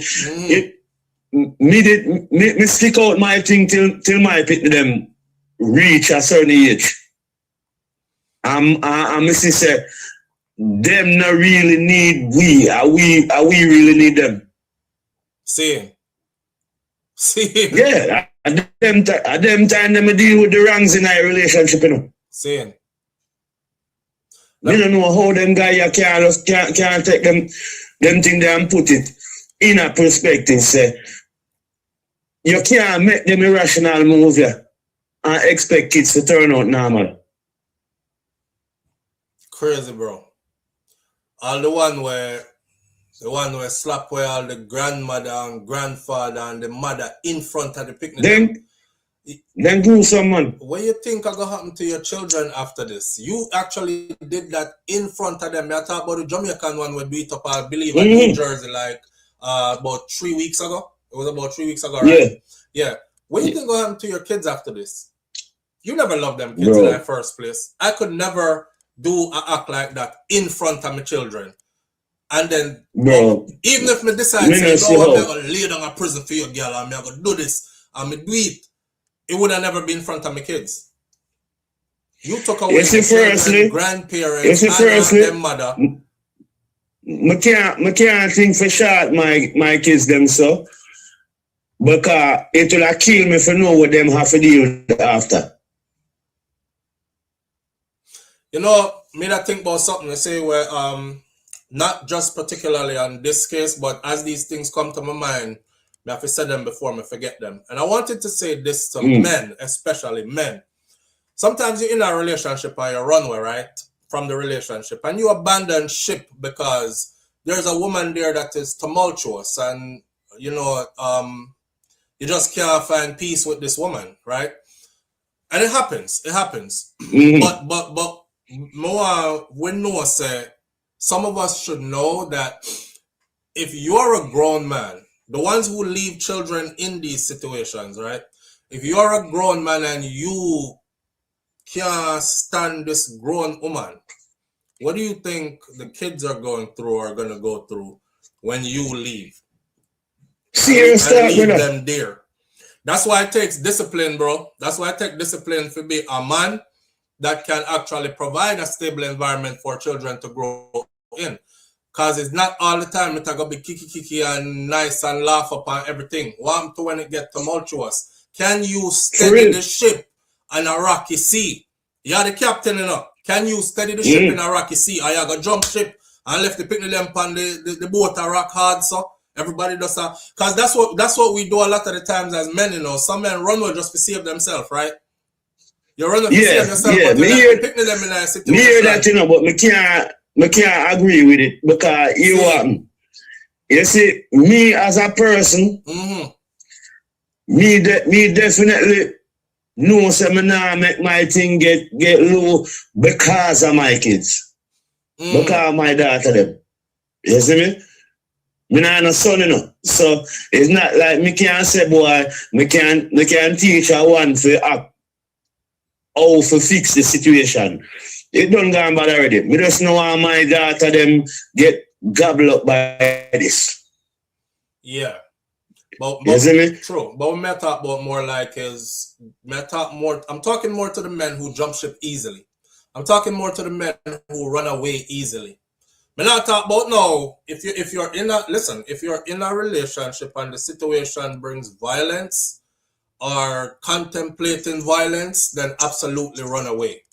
But I'm talking about those who just frivolously pack and go, and there are a lot of men who frivolously pack and go.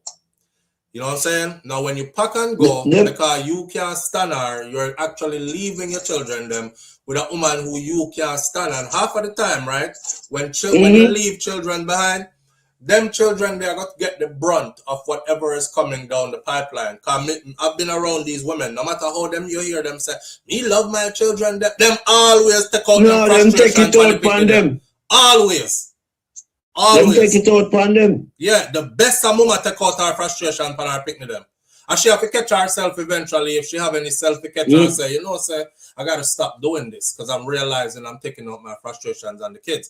But all of them take out them frustrations. So you're just leaving them children there for frustrate. She can't catch you. She catch your shot to try to picnic them. She have to take out her frustration. So you better you just stay there, bro. Discipline yourself and stay. You have to go discipline yourself. Brother, I suffer through it till my picnic them can move out and get their own place. And then you cut. Yeah, man. All right. That me like a razor. That's what I talk about. You can't razor. You cut like a new razor. Brand new razor out of the pack. Brand new razor sharp, you know, bro. Brother, she go on one girl's trip. She and her sister them. Yeah, man.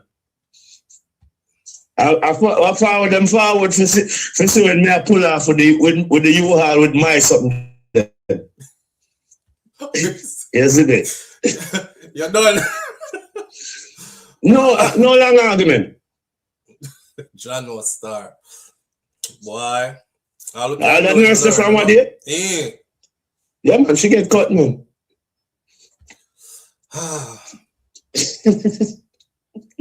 I mean, it is what it is. It is what it is, bro. It is what it is. Nobody no bond together. We're no Siamese twins.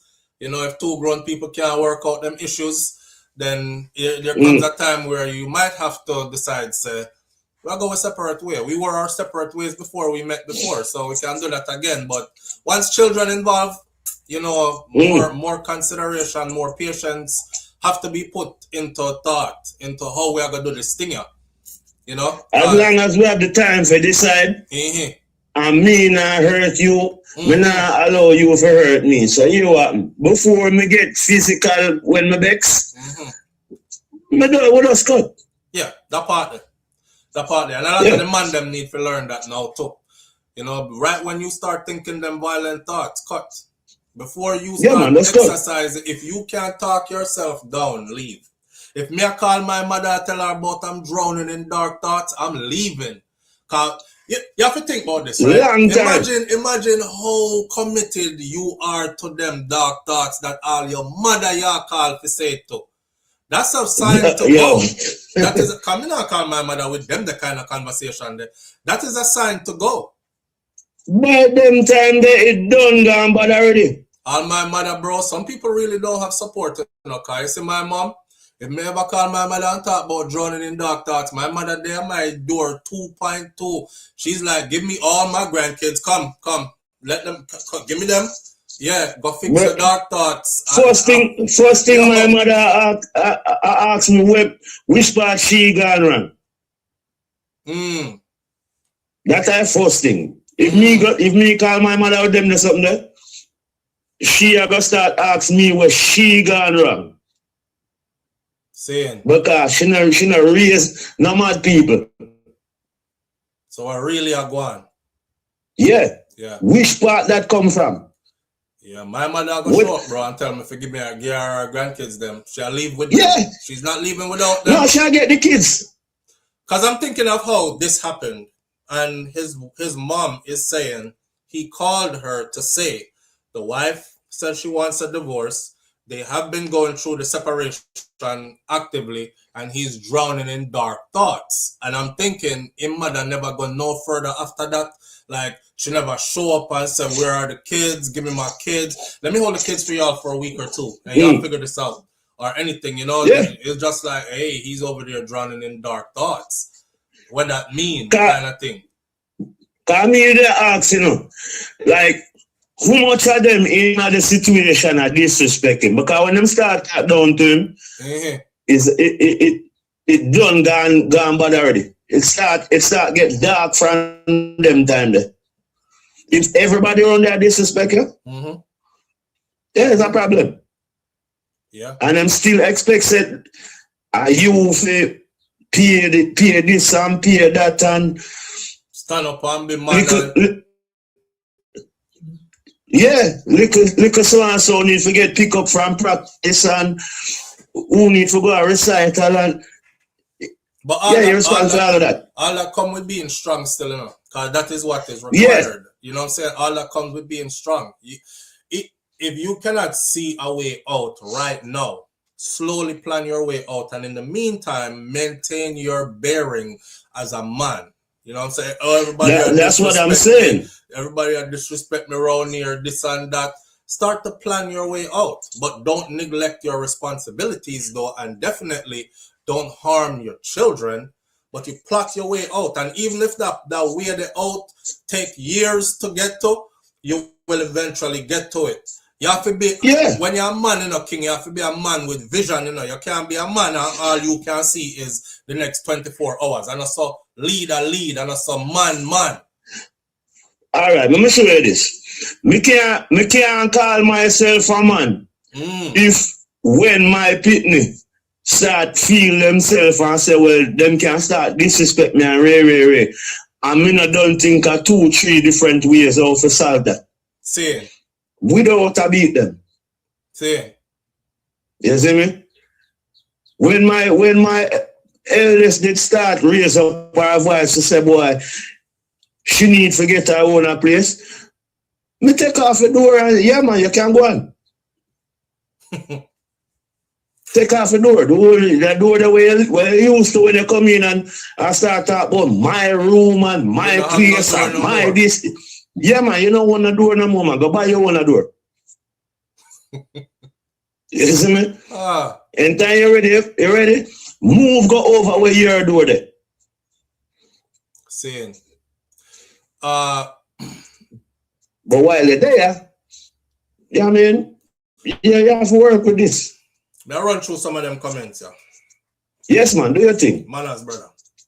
Manners and respect. You're the finest said, staying together most of the time hurts the picnic them or the children. So please left. You know, I have a thing about that, because there's this marriage counselor. I don't know if y'all have seen him. I'll describe him. I don't know his name on Instagram, but I must have hit follow on his thing. So in video them always pop up. Is a older black man, but him look like well put together, sharp suits and stuff. Him have a big beard and he has long dreads. Dreads very well kept and beard neat and thing. But he's actually a marriage counselor in real life, or relationship guide counselor in real life. And he said, people always say, once you start fighting too much and you have children, then leave. Somebody has to leave. The relationship has to break up. And he said that's not necessarily true. That's for people who want a fantasy life, who they think that relationship should not have problems, or if it has problems, nobody should ever argue out loud or raise their voice above a certain decibel in front of children or all this other stuff, and that is not realistic. One of the most realistic things you can do is argue in front of your children, or argue in the same house your children are in. Now, of course, you know, when arguing, and he was like, this is not traditional and this is not politically correct, and everybody is going to say, oh my God, why are you saying that? Because what if they're over there cursing each other with foul language? He was like, listen, stop being fake. Everybody says stuff they don't mean, and everybody get loud and argue if the argument becomes intense or whatever. Stop telling yourself, if I'm arguing with this person, I wasn't meant to be with this person, kind of thing. Understand that you stepped into a relationship, man and woman relationship. You're two completely different beings. Men are not like women. Women are not like men. And you're trying to make the impossible become one, right? So there's work to do here, especially taken from what both of you backgrounds might have been before you came together. You two didn't come together as two completely healed, holier than thou art individuals, and voila, there's issues to work out. One of the best things you can do for your children, he said, argue in front of them, but make sure you make up in front of them too. Make sure that you solve the problems in front of them too. What this is going to teach your children is when shit gets hard, you don't run. Because that's what happens to a lot of people today, and that's why the divorce rate is so high. Because people argue, and argument gets intense, and we can't work nothing out, I want a divorce. Relationship is broken. Irretrievably broken is actually the lead words that are used to file divorce these days. Irretrievably broken. Because most of the time an argument and them can't fix nothing together, and they cut. They want to separate. They want to break up the home.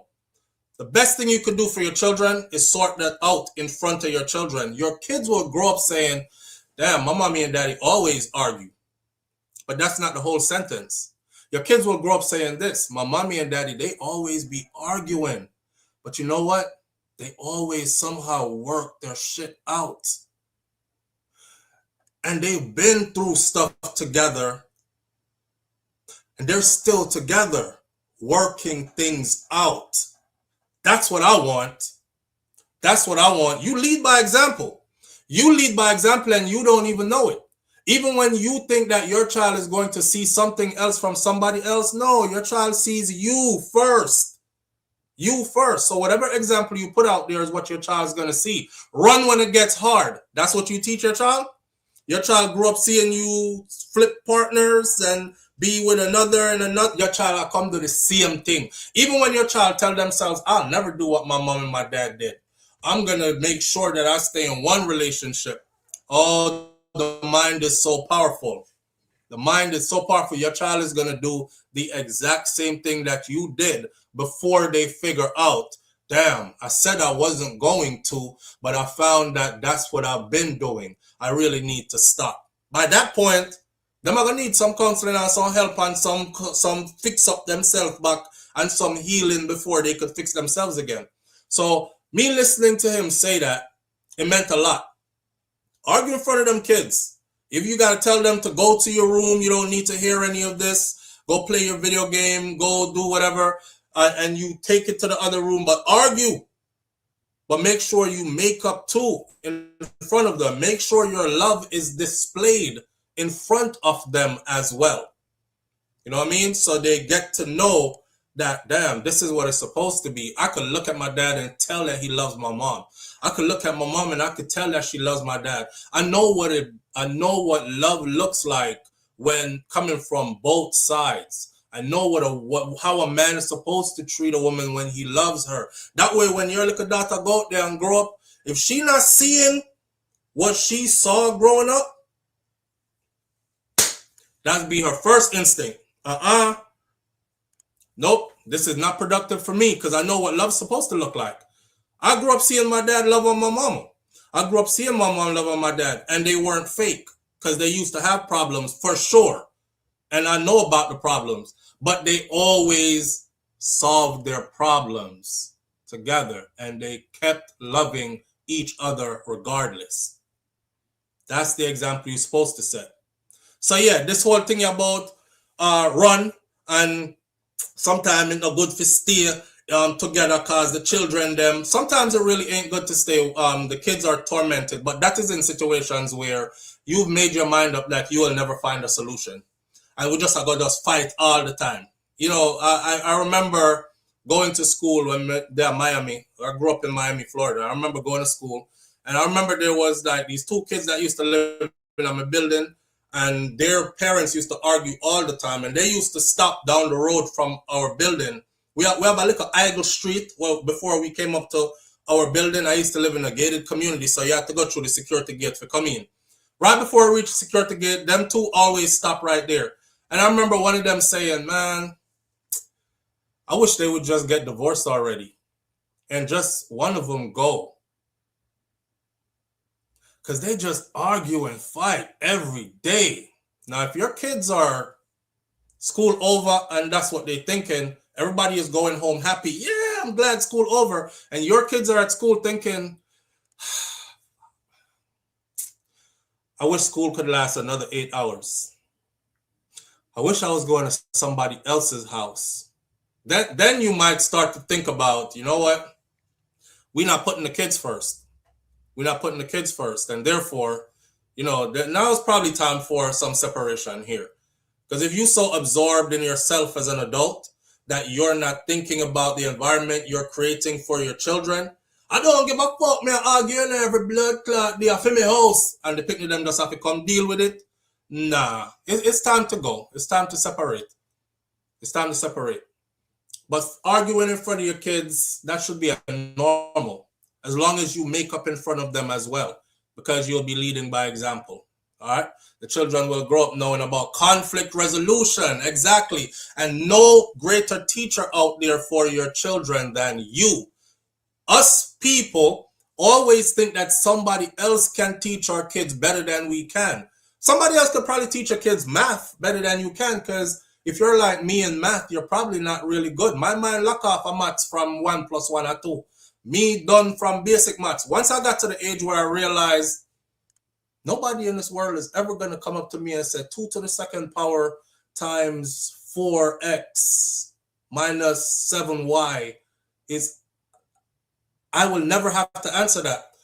Nobody couldn't make me do maths at school again. And that's why math is hard for me. Because I lock it off. My brain locks off anything that I don't find to be a necessity. Why overburden my brain with unnecessary foolishness? You know what I'm saying? So I lock it off. So somebody can teach my kids maths better than me. But to teach my child life, nobody could teach your child life better than you. Nobody could lead by example as to what life is supposed to be and how it's supposed to be lived. Your conflict resolution skills better than you. You know what I mean? Don't give me no maths though. I'm done. I know how to count money, and that's it. Ain't no X and Y's in money. It's dollars and cents. There's no X, Y's, no 2 to the second power times 7 to the fourth minus. We're not for worry about that. We're not for worry about that. So I don't do maths. Right? But yeah, man. We beat this. I don't even want to say that. I was going to say we beat this topic to death, but thinking of how this topic started, let's end this topic by saying this. Conflict resolution skills have to be taught. And when we were talking about Jamaica have too much murders, one of the solutions was start teaching conflict resolution from basic school age. You know, a boy says something where you don't like, you don't chop him in the face. A person don't agree with you doesn't mean they become your enemy. That kind of stuff. Don't y'all notice that that's how our culture operates? Now, especially modern day people.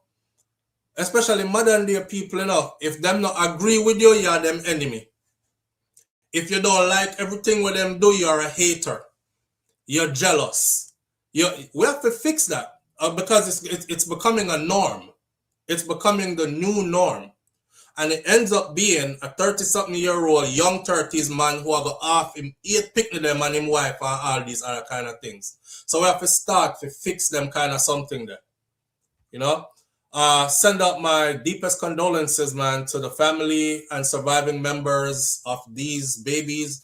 The mayor of the city said, if you've seen this murder scene, it's gruesome. It's the worst that they've ever seen. Little bodies everywhere. I don't even want to picture it. I've seen bodies everywhere, but I saw big bodies everywhere. I saw adults in pieces. I know what it's like to see bodies everywhere. But thank God me never see babies everywhere, because it would be a whole different ball game, little children, you know what I'm saying? From this, we learn. From this, we learn. From this, we learn. And who can learn? You don't know how the rest go, right? Your children will learn the most from their interaction with you as their parents. Absolutely. So we're going to move on from this. Hope for, keep the people in your prayers. Hope none of us ever have to experience anything like this in our lifetime. As long as we live. And we'll stay close to the story and see what the outcome is going to be. We can't say court date to come up because who did it gone too. But we'll see what the rest of this is going to turn out to be. Yeah. The second topic for the morning would be the Frai and Javi shooting incident. The third one is going to be the hurricane recovery situation in Jamaica. 5 months update, and we have proper information out of Jamaica. Lengthy information as to where we stand at 5 months after Hurricane Melissa. So we're going to go ahead now and go into the Frai versus Javi shooting. Keep everybody on the same page so we're not talk about the other one while we're going into this one. At this marker, we are at 5. At this marker, we are going to talk about, so it's, let me see. We are 2:05:53. And we change topic. Baby, see, yes, it's a Javi get court date. Javi get a court date? No, you have to update me because I don't know. I just sent it to your phone. I don't have the phone, baby. One phone I work with. Oh, I thought you had your phone. Well, you get April 30th court date. And Javi get April 30th. Where Frai get? Me no read the article. We just send it. You send it, come give me. Yeah. All right. Where you send it to? Message. You see? All them something, and nowadays, them phone, that's why my granny couldn't handle them something, because people are sending you message, them say, yo, SouFLo, me send your messages like, yeah, ignore me. Me say, where you send the message? In my Gmail, them say, no. Which part it there? On Instagram, in my inbox, them say, no. I want you send the message. Too much place for send message. All right. It says that Javi Morrison, or Javi Morrison, is now scheduled to appear in court Thursday, April 30th, as the case that is tied to the Big Wall Carnival after party shooting moves into its next stage. He had been charged with assault, occasioning bodily harm, wounding with intent, and using a prohibited weapon to commit a felony. Those are his charges. So Javi get a court date, that means Frai is about to get a court date too.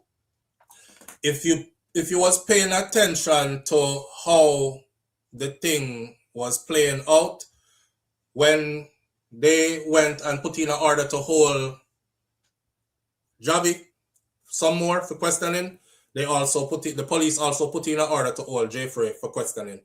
When it was said, when the habeas corpus was filed and the attorney said, charge my client or let them go, Isaac Buchanan did that first for Frai. Javi attorney also did the same for him. Now, after that happened, Isaac Buchanan said that the law says that somebody should be before the judge within 48 hours of being charged in order to hear what will happen next, like when is their next court date. And at that court date that is set is when they will be able to put forth an application for bail, right? All right. Well, if you just walk in here and say April 30th is Javi's court date, and I'm pretty sure Frai is going to get a court date along those lines as well. Now, Frai and Javi shooting, charged, both of them are charged, both of them are locked up. And I said the law says 48 hours after they are charged. May I read through my paper? So I'm on topic. Charge or one must be presented before the judge, and that's when they'll make the bail application. And Isaac had said he's expecting the latest to be Wednesday. Today is Monday. It's done. The Big Wall Carnival shooting left 3 people shot, including a U.S. tourist Let me say something to y'all about this. The court system in Jamaica must now make an example out of somebody.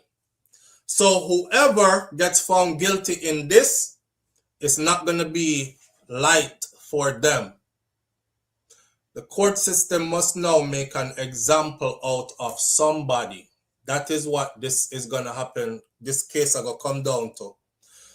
For the simple fact that a U.S. resident or a U.S. citizen, rather, flexing on the island as a tourist also picked up gunshot during this. This means now Jamaica's judicial system must flex its muscles in front of the U.S. to let the U.S. know that they don't play. If your people come to my country and they are harmed, we will go to the fullest extent of the law. They can't even pussyfoot around this and give out light sentence. They can't even.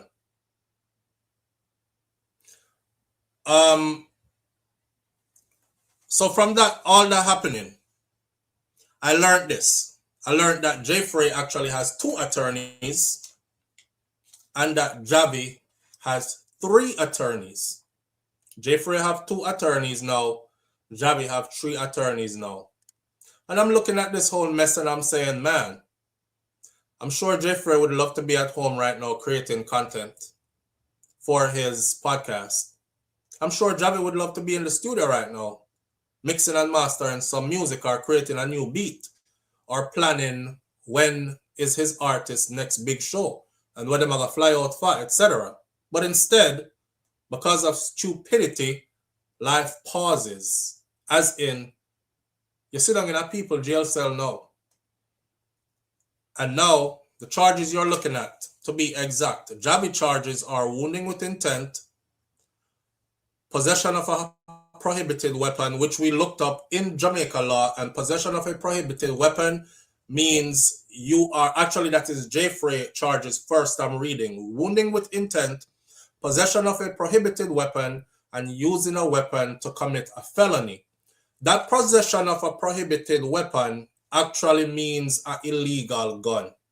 So he was in possession of an illegal gun. That's a part of his charge, right? We already talked about how that is going to have to be proven, who for gun it really is, because that's where the main bread and butter of this case lies.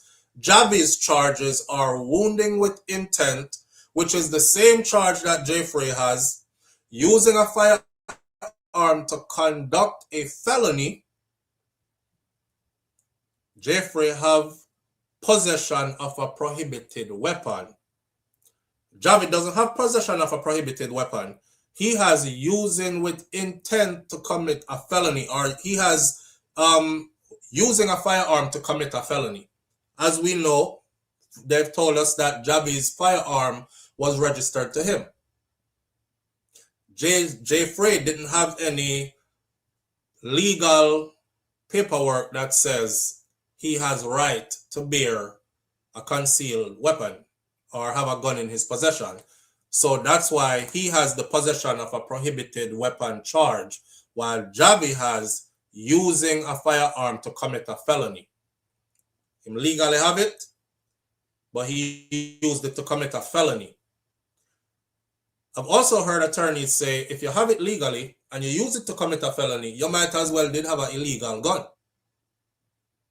And Javi's third charge is assault occasioning bodily harm. 2 things that stick out here to me. Frais get possession of a prohibited weapon tells me that they are still not too sure if that gun is his or not. But they are going along the lines of he was in possession of a prohibited weapon, off of what they know so far. Whether them can prove that in court or not will remain to be seen. Also, Javi's third charge of assault occasioning bodily harm tells me that they are working off of Frais' story of he was the one who was assaulted. Because Frais don't have that charge. Assault occasioning bodily harm. All right. You know, I can't say this enough. Apparently these guys who feel like you're not supposed to speak and have an opinion, and if you have an opinion about them are bad people, so then we come confront you about it. And there's a couple of things to learn here. But on this platform, I've always tried to push this message across, right? It is okay for us to disagree. It is even okay for us to voice an opinion about each other that is not favorable. That's not favorable. If somebody talk bad about you, change the channel. If you can't change the channel in your mind. Turn away and look for something else. But anytime you start thinking that somebody said something, that you can meet them in the streets and do them something because of what they said about you, you are treading down the wrong path, my friend. Because nothing will come out of that but prison for you after. Now, if you're a kind of person who wants to throw away your life because somebody says something about you, then go right ahead. Go right ahead. But I wouldn't advise you to do that, though, if you're somebody who have things to do and you're on the positive and up and up. We're going to have to learn to allow people to voice their opinion and say what they want to say and leave it where it's at.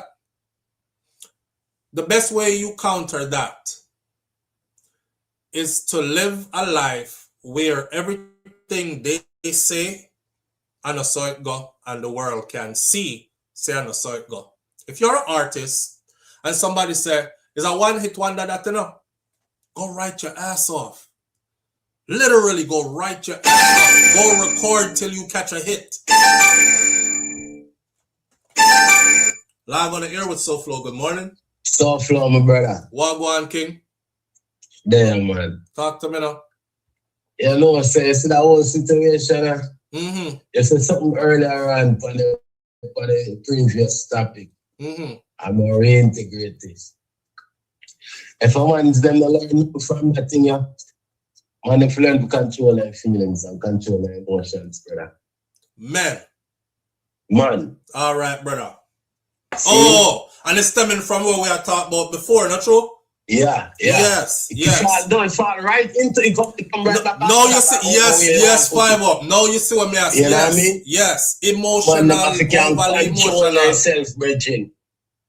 Another thing, where the so-called celebrity and whoever they say they is of popularity, you have to understand, say, Frai out there in the public, you know, the public will have an opinion about any and everything what you do. Absolutely. And if things come out in your private life, when you do in your bedroom, in public, I will have a say if they hear it.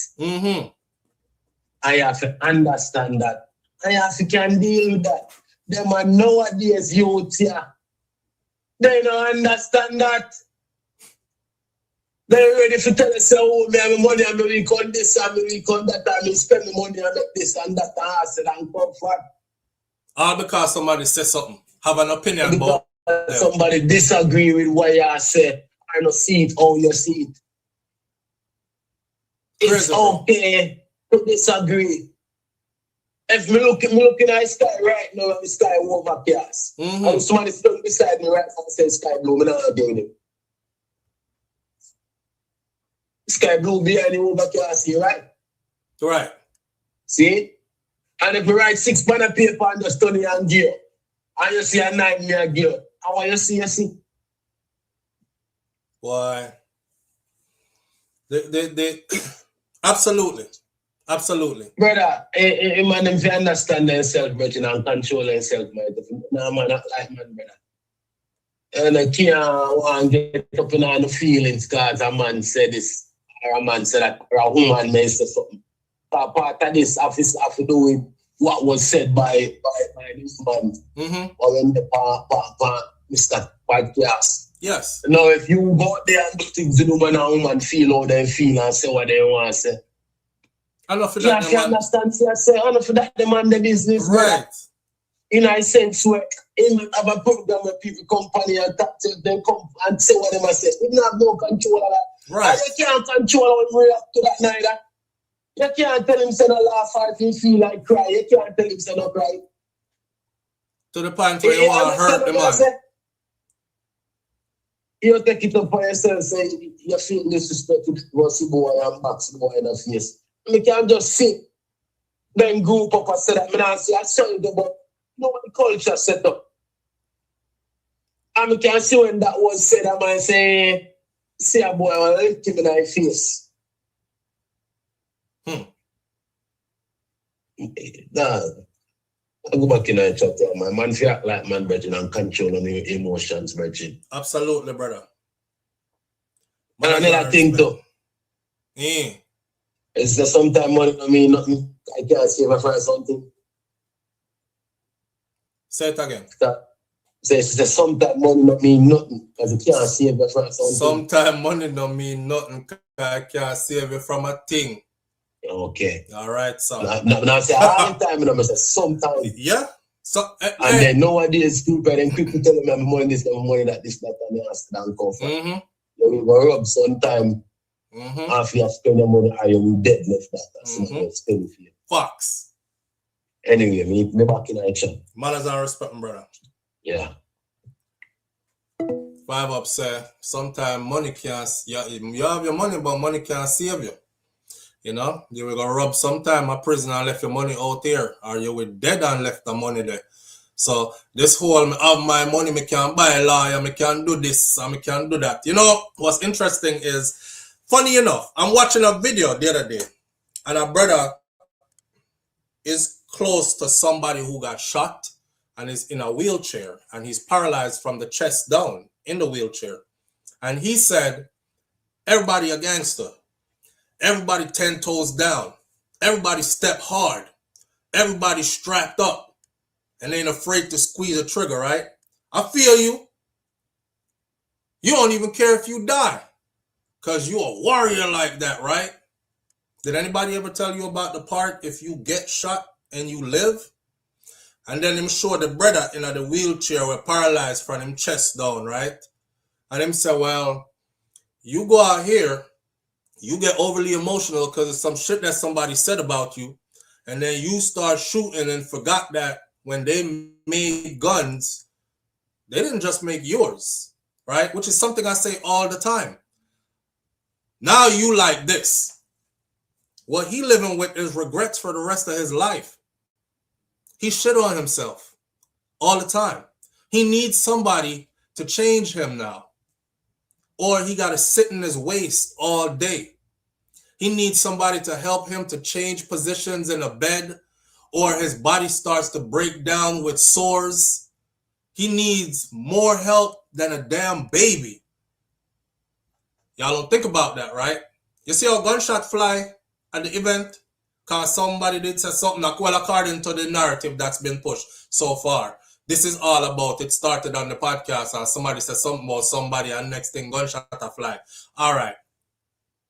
Jeffrey got shot in his lower back. What if he had got hit in the middle of his back? Severed his spine at a certain level. Paralyzed from the chest or waist down or even the neck down. What if you had got shot and paralyzed from anywhere down? Like, I don't think we think about the consequences of the things that we do. We just think about, oh, I have my money and I can't afford lawyer. Anyway, I see a boy, I box that in my face. Hey, pussy, wait till I catch you out the road. Dumbest shit ever. Dumbest shit ever. Look at the consequences. Look at the consequences. I'm sure Javi don't want to wish part him there right now.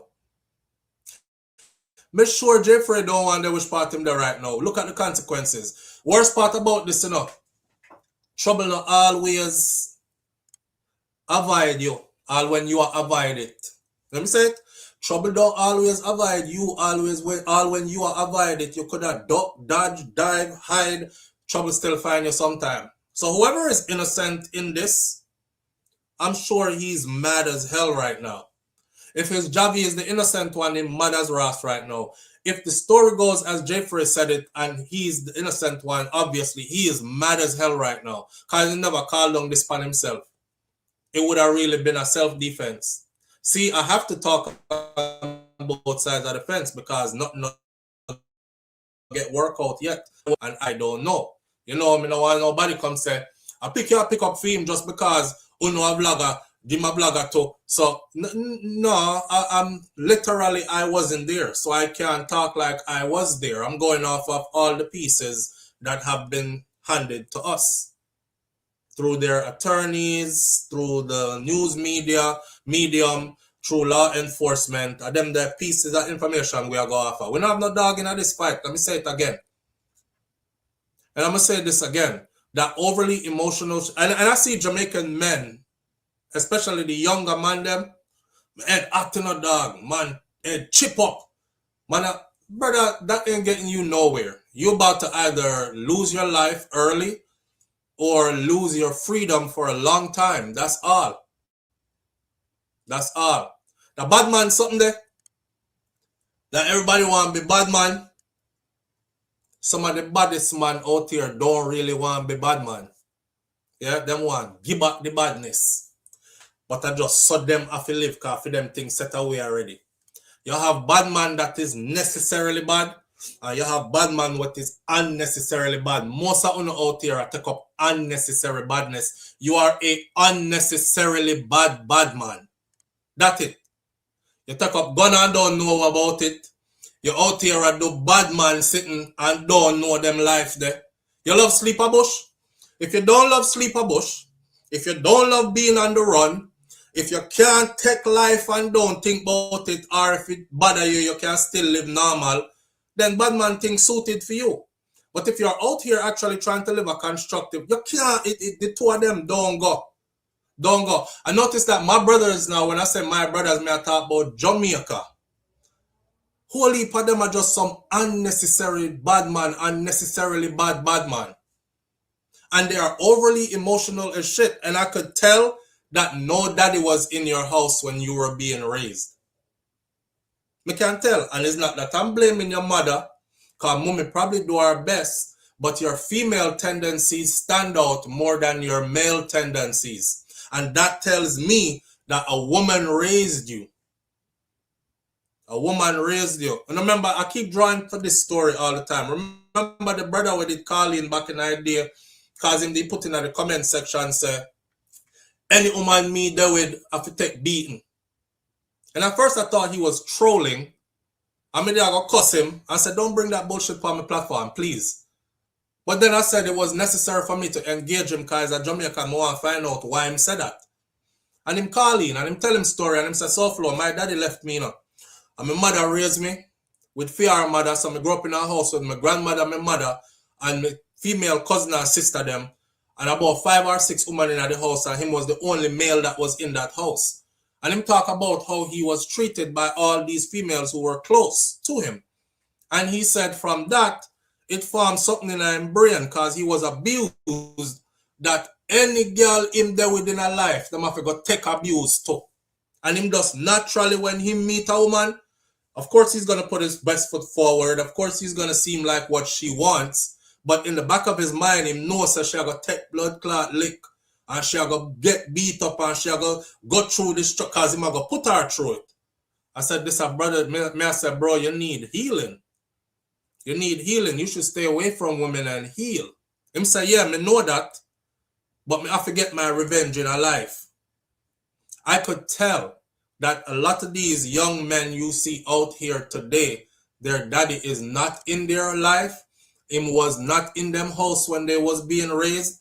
And them act just like them mother. They literally act down packed like them mama. Like sometimes I see them stand up and just the stance alone. Me and my sons were watching a video the other day. And one of my sons them said, Dad, look at how he's standing. You can tell, say, me not gonna call out a who, but you can tell, say, the youth, him thinking normal if he stand up like that. Now my son, I show you, say, Dad, look how he's standing. And then when him talk with a whole heap of hand action like this. And where I say, okay, him stand up like a girl. Him mannerisms, very feminine how him talk with him hands. And you know, women are like them grab ear when them attack and them say something like, that's it. and I don't and lean up so and head go so. I saw the man act. And I could look at you and tell. So a lot of my Jamaican brother them we are going like say them are the baddest thing. You're super feminine, bro. You are super feminine. And I'm not saying it to be disrespectful or to hurt you. I'm saying it so you can go find healing. If you weren't raised by your father, a caring, loving father, who imparted certain things onto you, you have experienced trauma at some level. You need healing at some level. To get past that trauma there so you can start function like how a man is supposed to function. Real men are focused on growth and development. Them not focused on carelessly dashing them life away and taking away anybody else's life carelessly. Because there's no good end to that. If you want proof, say you so bad, and go take with somebody's life carelessly, you are going to prison where there's nothing but a bag of man in there. The only human beings I know rush towards only man inner is either you are a Batman or you are a woman that loves to be around a lot of men. Again, your feminine tendency will show. Any which part holy per man gather up on them, gather them there and keep them there, I don't want to be there. You see, if crime result was you get to go where they house women, I would have been the baddest thing out of this blood clot. Anyhow, that was free punishment. When you do bad things out here, you're gone to the big house, be a woman them keep over there. SouFLo would have been one of the baddest out here. Couldn't tell me nothing. But you see through a beer man over there, and you see through me no design for take fuck, me not go over there, and I don't want to do anything to go over there. So I move with some damn sense. You understand? You see how me strip down my argument so you can understand what me I say? I'm showing you how much you bear feminine tendencies. You even want to do violence knowing that the outcome is you will be put in a place where you're surrounded by beer man for a long time. No woman now coming to prison can give you no crutches. You're not going to be laying down in a bed. You're not going to party and then lay down in a bed with one fat pum pum girl. Are you and a stiff dick man are going to wake up? Are you and next man in there? Tough foot man, broad back man, and you is a man. So unless again, that's why I tell you say you're overly emotional. Him say something about me. Him say so. That is woman, especially Jamaican woman. Nobody know love to cuss like Jamaican woman, you know. Jamaican woman will size you up and cut you down neatly, and they are swift to do it too. That's how I know when the men are raised like by our women without a man having a steady presence in his life. Because that's the first thing him do. Him start cuss. You know, market woman lock them frog tails so and spread out them foot and bend forward so like them a sell fish down a fish market and put one hand up your up on leg and them start go so as son of the man them stay. Hey boy, in which part me see you, I'm a shell out your head back in a dirty thinking boy. Hey pussy, you make me catch you down so hey boy, that is very feminine. That is super feminine. Not to mention someone who close tight and rotted down and start carry purse now. Where are we going? I mean, your mannerism already says feminine, right? And then you got dressed like them. So what gonna be the next thing now? Your wig. When you put on your wig and fix up your face now, beat the face with the makeup and put on the rest of everything, you gonna come out now. Because a lot of you are almost there. I talk to my Jamaican man them. Start move like man, bro. Start move like man. Watch a man them from in the 90s. That's why I say 90s badness forever. Watch a man them from in the 90s. That man no move like that. This one bag of chatty, cuss and trace. And you know what's funny? The man them from my generation, right? No, two man now cuss and trace for so long. Violence happens when two man cuss and trace. And because everybody didn't know that, we kind of lend respect to each other. Because anything after that are violence. Them are youth nowadays, boy, them ready. Fling with them fractals so. And them ready. Are them up on social media like this one. I can't imagine what they look like behind the scene. Big, dirty, think, boy, say anytime, man, hold you, and you go into prison. What you mean anytime you hold him? Y'all got prison. Y'all got, when you're excited for going to jail and prison? Too much money in there for me. And I want y'all to start thinking like that. I want you to say today to yourself, my Jamaican brothers, look yourself in the mirror and say, I am a man. And I don't like the run a bag of man. Especially when it's time for me to shower. If I know me and my woman are stepping at the shower, I like it to be me alone. Repeat, I am a man. I don't want to be locked up with bare man. I don't want to be in a place where I can't get no pum-pum. And when we wake up a morning time, about 12 stiff hood around me every morning. Because I know, sir, when your body healthy and you is a man, when the sun come up, your hood turn up too. So I saw you want to wake up every morning. Round that. Listen, my man. We have to change so much about our mindset. I honestly, myself, never even did realize how far gone we were into this bad man culture. Live on the air with SouFLo. Good morning. Hey, what up? Good morning. What going, Jerome? I'm there. Manners. I'm gonna play devil's advocate. Mm-hmm. Remember, you go a dance or whatever, when you step on all a man's shoes, then we step to your juke in your side with an ice stick. But say here in America, I've gone to parties before and I step on a gentleman's shoes.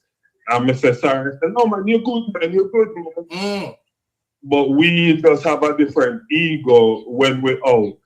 So I don't think it's just feminine. It's just that we just feel saying up in lean. No, it's feminine. It's feminine. It's feminine. You feel that? Absolutely, it's feminine. Because I know enough, including myself, where if you stepped on my shoes, it wouldn't mean nothing. I mean, I treat Jamaican. If you step on my shoes, it wouldn't mean nothing. Because it wouldn't mean... Clarks, It no matter, bro. Clarks no worth more than my or our next human being life. We can go clean that off later.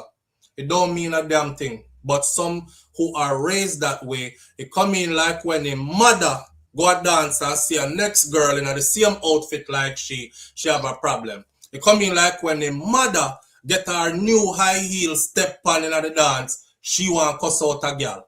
It come in like when a mother get ready for set up to go trace a next girl. That's why I'm start talk about, oh, you step on my shoes, you not even say sorry, and you step on. For what? We're in a crowded space and we're partying. If you step on my shoes, all right, my G, no worry about it. Everything good. So let me ask you a question, mister. And I want you to be honest. You just buy your white Versace shirt. It costs you $700.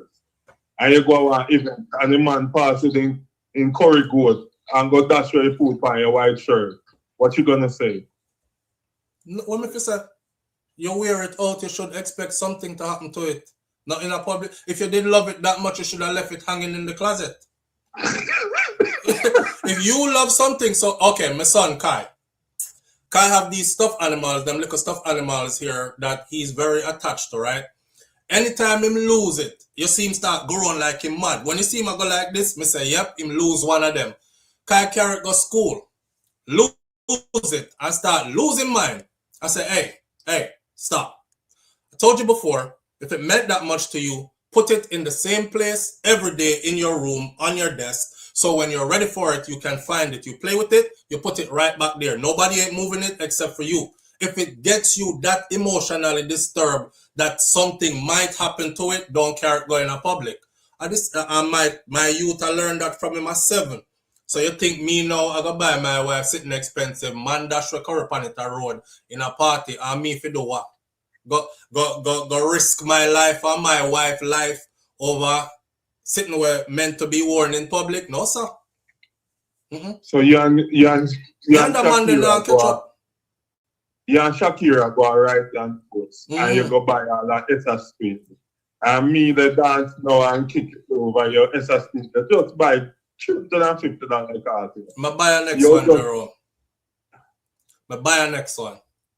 So, I don't like how you're reading this now. But I tell you, but buy a next one. Hey, matter of fact, ask Shakira, when they are best and best already. I don't know when them did that thing that area. I sell buckler, I forget what we got. $500 fee buckle.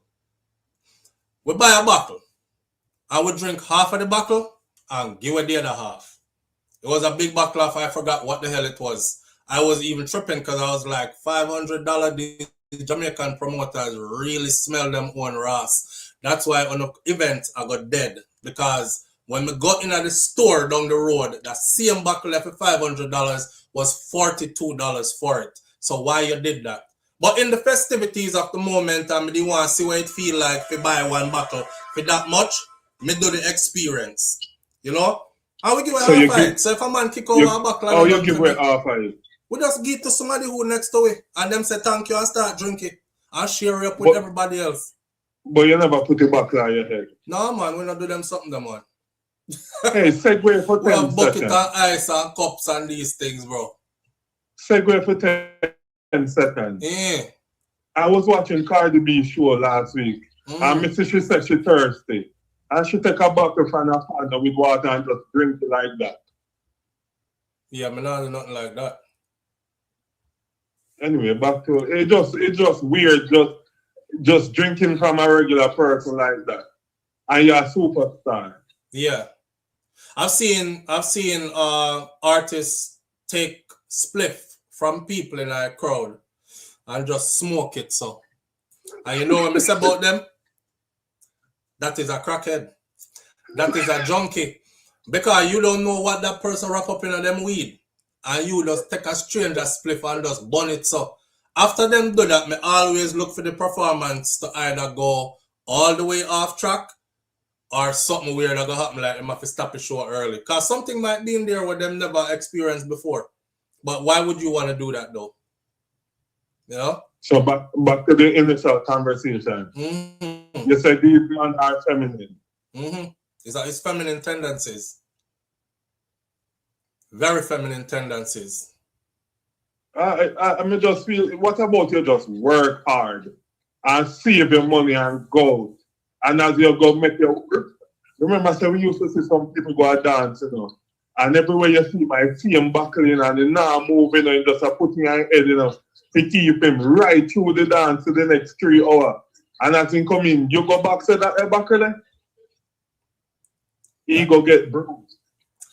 That's what I'm trying to lead by example here, Jerome, by saying no. As a matter of fact, check this out.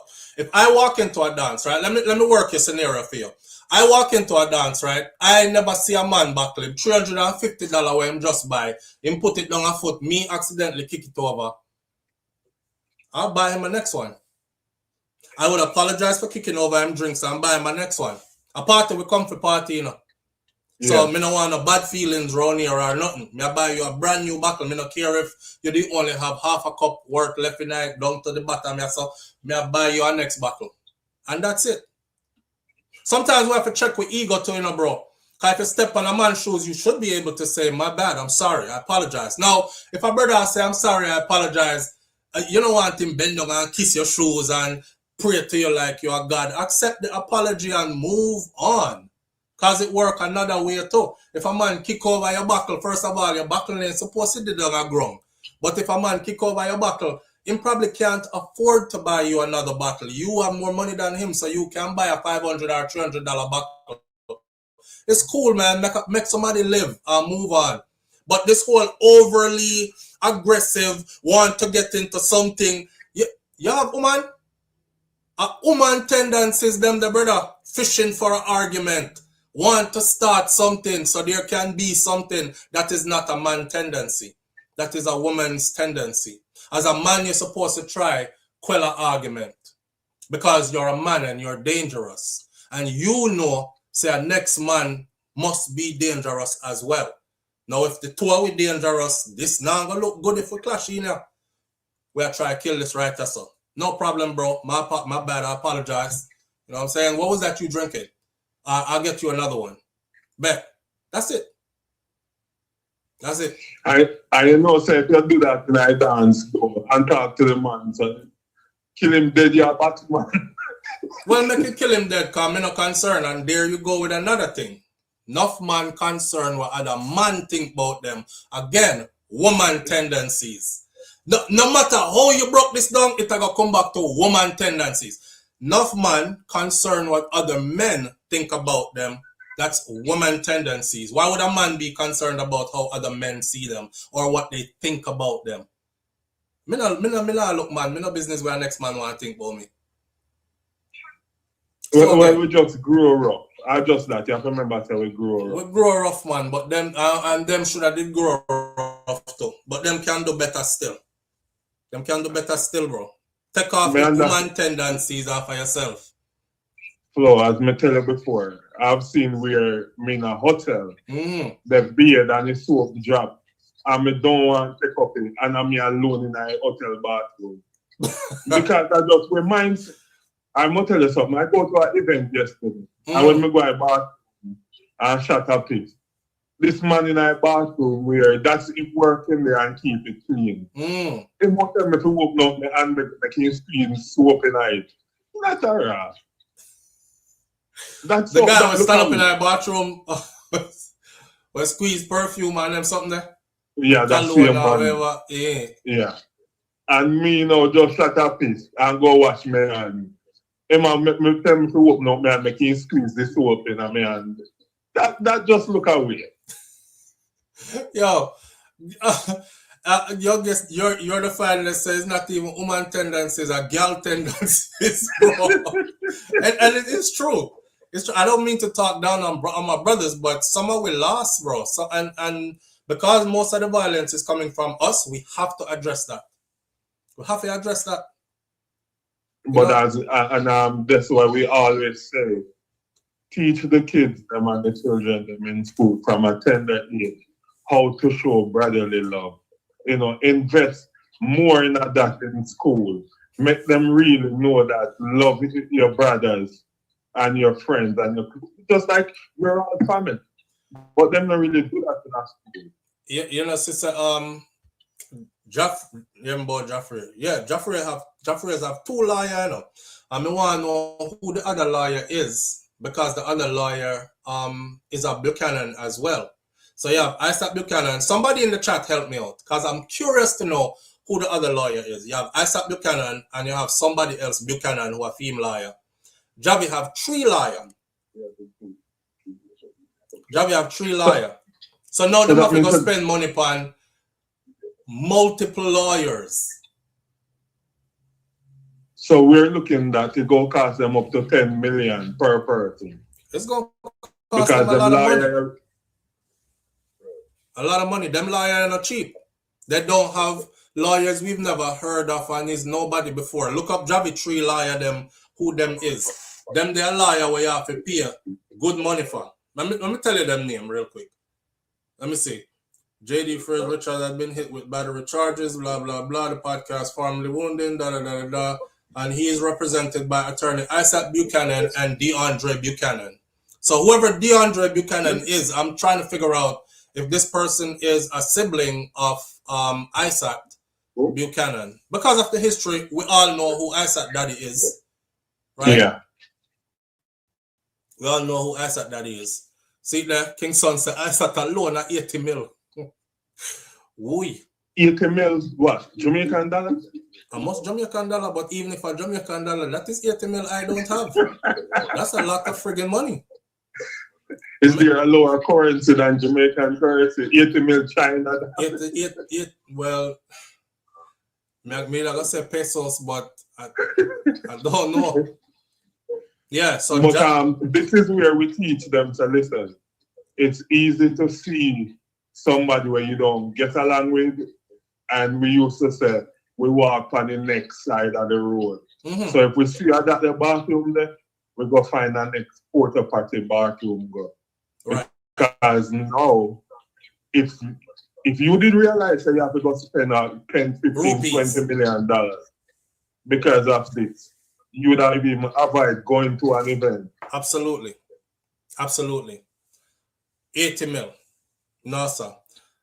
If you find out though, Jerome, who DeAndre Buchanan is, or if anybody in here find out who DeAndre Buchanan is, please let me know. I'm gonna actually go search right now. All right, I appreciate that. Big up yourself, love. Manners and respect, my brother. It says that Frais is represented by Isaac Buchanan and DeAndre Buchanan. And Frais' legal team made an appearance in the Kingston and St. Andrew Parish Court, right where the police had been given the 6 p.m. deadline on that day. This is an older article, but I used it to get to the name of the attorneys, right? The application for bail was made. They were held further on remand. Charges are still pending for Javi Amassador as well. We know now that Javi will have a court date for April 30th. Right now, they're probably updating to tell us when Frais is going to have a court date as well. I would be surprised if it's April 30th as well. Javi's attorney, it says one of his attorneys' name is Richard Lynch. And Richard Lynch was the one that made the application for the habeas corpus, which is the charge him or let him go, not who we thought it was, King's Counsel Peter Champagny. However, he has Richard Lynch, he has King's Counsel Peter Champagny, and he has another one by the name of Saeed Bernard. So Javi have 3 lawyers. And then there are 3 lawyers, which I don't think none of these people work as a team in one law firm. These are 3 independent attorneys who are going to have them own fee individually. Music make a lot of money, you know, especially if you're on the side of music where the contracts are sold up and you understand how to bring in your revenues. So, and we're finding that out now, right? We're finding that out now. Why you pick Marvin Call? What that? $1 is 59 cents in rupees. $1 Jamaican dollar is 59 cents in rupees. That means you're not Jamaican dollars we are talking about then. Isaac and Frais are friends. Isaac and Frais are friends don't mean Isaac is going to represent a case for him for free. I mean, he might. He might, but it doesn't mean that he's going to represent a case for him for free. Frais is not on his own. As far as I know, Frais has a management team, other people that work with him. Correct me if I'm wrong. He might be doing all this on his own, but I don't think he is. He has a team, as far as I know. Some team probably I look out for how to get him the proper attorney and pay up the fees and all these other kind of things. Isaac could be using his law firm, which has quite a few attorneys. Yes, but who is this person? The person has his last name, which is what piques my interest in who this person is. The reason why I'm asking is because I want to see if big youth have more than one youth that became attorneys, right? And I know Isaac Buchanan's father is reggae legend Big Youth. So I want to know if Big Youth have a next youth named DeAndre Buchanan. If you want to find out before I find out, and let me know. Wonder if the promoter of the event is also liable for the presence of the promoter of the event is absolutely liable. The person who put this event on and string it together, down to who hired security to be at the front to search people for coming in, they are responsible for what took place inside of this event. I know them want to get away from it, but in a lawsuit, civil suit, they won't be able to get away from that. If they didn't have proper security measures in place, they will not be able to get away from that. All right. You don't pick Marvin Call. Who said that? The phone there, so brother, the phone, anytime the phone ring, me pick it up, it now ring. All right. Well, I don't have much more to say about the Frais situation. Well, we're going to update you as new update comes about. On April 30th, I guess we will see if they get out on bail or if they remain incarcerated until trial. This is going to be very interesting to see because me see people at Jamaica get bail for murder. Nobody never dead in a this. However, the pressure that is on law enforcement and the Jamaican government in this, are we going to see them get held without bail until trial? Now you have to remember, say, if a trial date is set, which I think one will be, unless somebody just upfront plead guilty and avoid trial, that can take a while because other cases exist in the system already that need to see the courtroom first before we get to them case. So that if them decides that them none of them now get bail and the two of them are gonna be incarcerated until, like how them do Shabdan right now. Shabdan just sit down in there and wait for a court date. You know? Then we could probably see Javi and Jeffrey or either or either of them sitting behind bars until this court date that is going to come out where trial to start or whatever happens. If they get bail, they'll be out on bail and able to fight this from outside. If they don't get bail. Now, one thing I'm going to say, somebody asked earlier, and I wrote it down, will they be able to travel on bail? Because you know the two man them have other things that go on outside of the country, right? Will they be able to travel on bail? Only if stipulations are made that they are able to, I would assume. Because them can put a stop on them. The judge can say they are released on bail, but their travel papers or travel documents need to be surrendered. Right? Now, if the judge don't say that and the judge says they are free to travel while on bail, then that's a whole different story. So it's all going to be up to the judge. For the person who asked that earlier, will they be able to travel on bail? I don't know, because I'm just telling you what it's going to be. Either the judge are going to say you can't travel, take with them travel papers, because I don't trust you enough, and you might run way overseas, or if you run dog name yourself but you better not run, here is. Stay in touch, and if your court case call up, just know so you have certain amount of time to get back here to the country and answer to that call. Right? Flo, you can ask him. Ask him what Donna asks who. Who is him? The only thing it's showing about DeAndre. Oh, you mean ask Isaac, who is DeAndre? Right. You know what? That's true. That is true. Let me see something real quick. Hold on, I'm going on my IG. Now, providing he will, I could actually ask him, but I wanted to know if it was public information that this person is. Live on the air with SouFLo. Good morning. Hey, SouFLo, morning. What's going on? My day and the family. Talk to me now. What? Yeah, yes, about Jeffrey to avoid problem. And I agree with. I'm get to learn, say, there's no such thing as a bad man. Yeah, what I mean is that I have some cousins in and some friend back in the past and pass away now, see?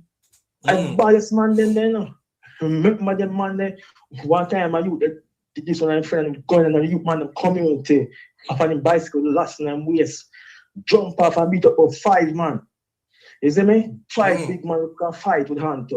And guess what? One day he just got gone missing. And guess what? 5 man on pan side, dead. The baddest man. Somebody catch one day and enemy. You see what I say? So I said, I'm a young man, I said, oh man. Somebody could have controlled his life and make him dead.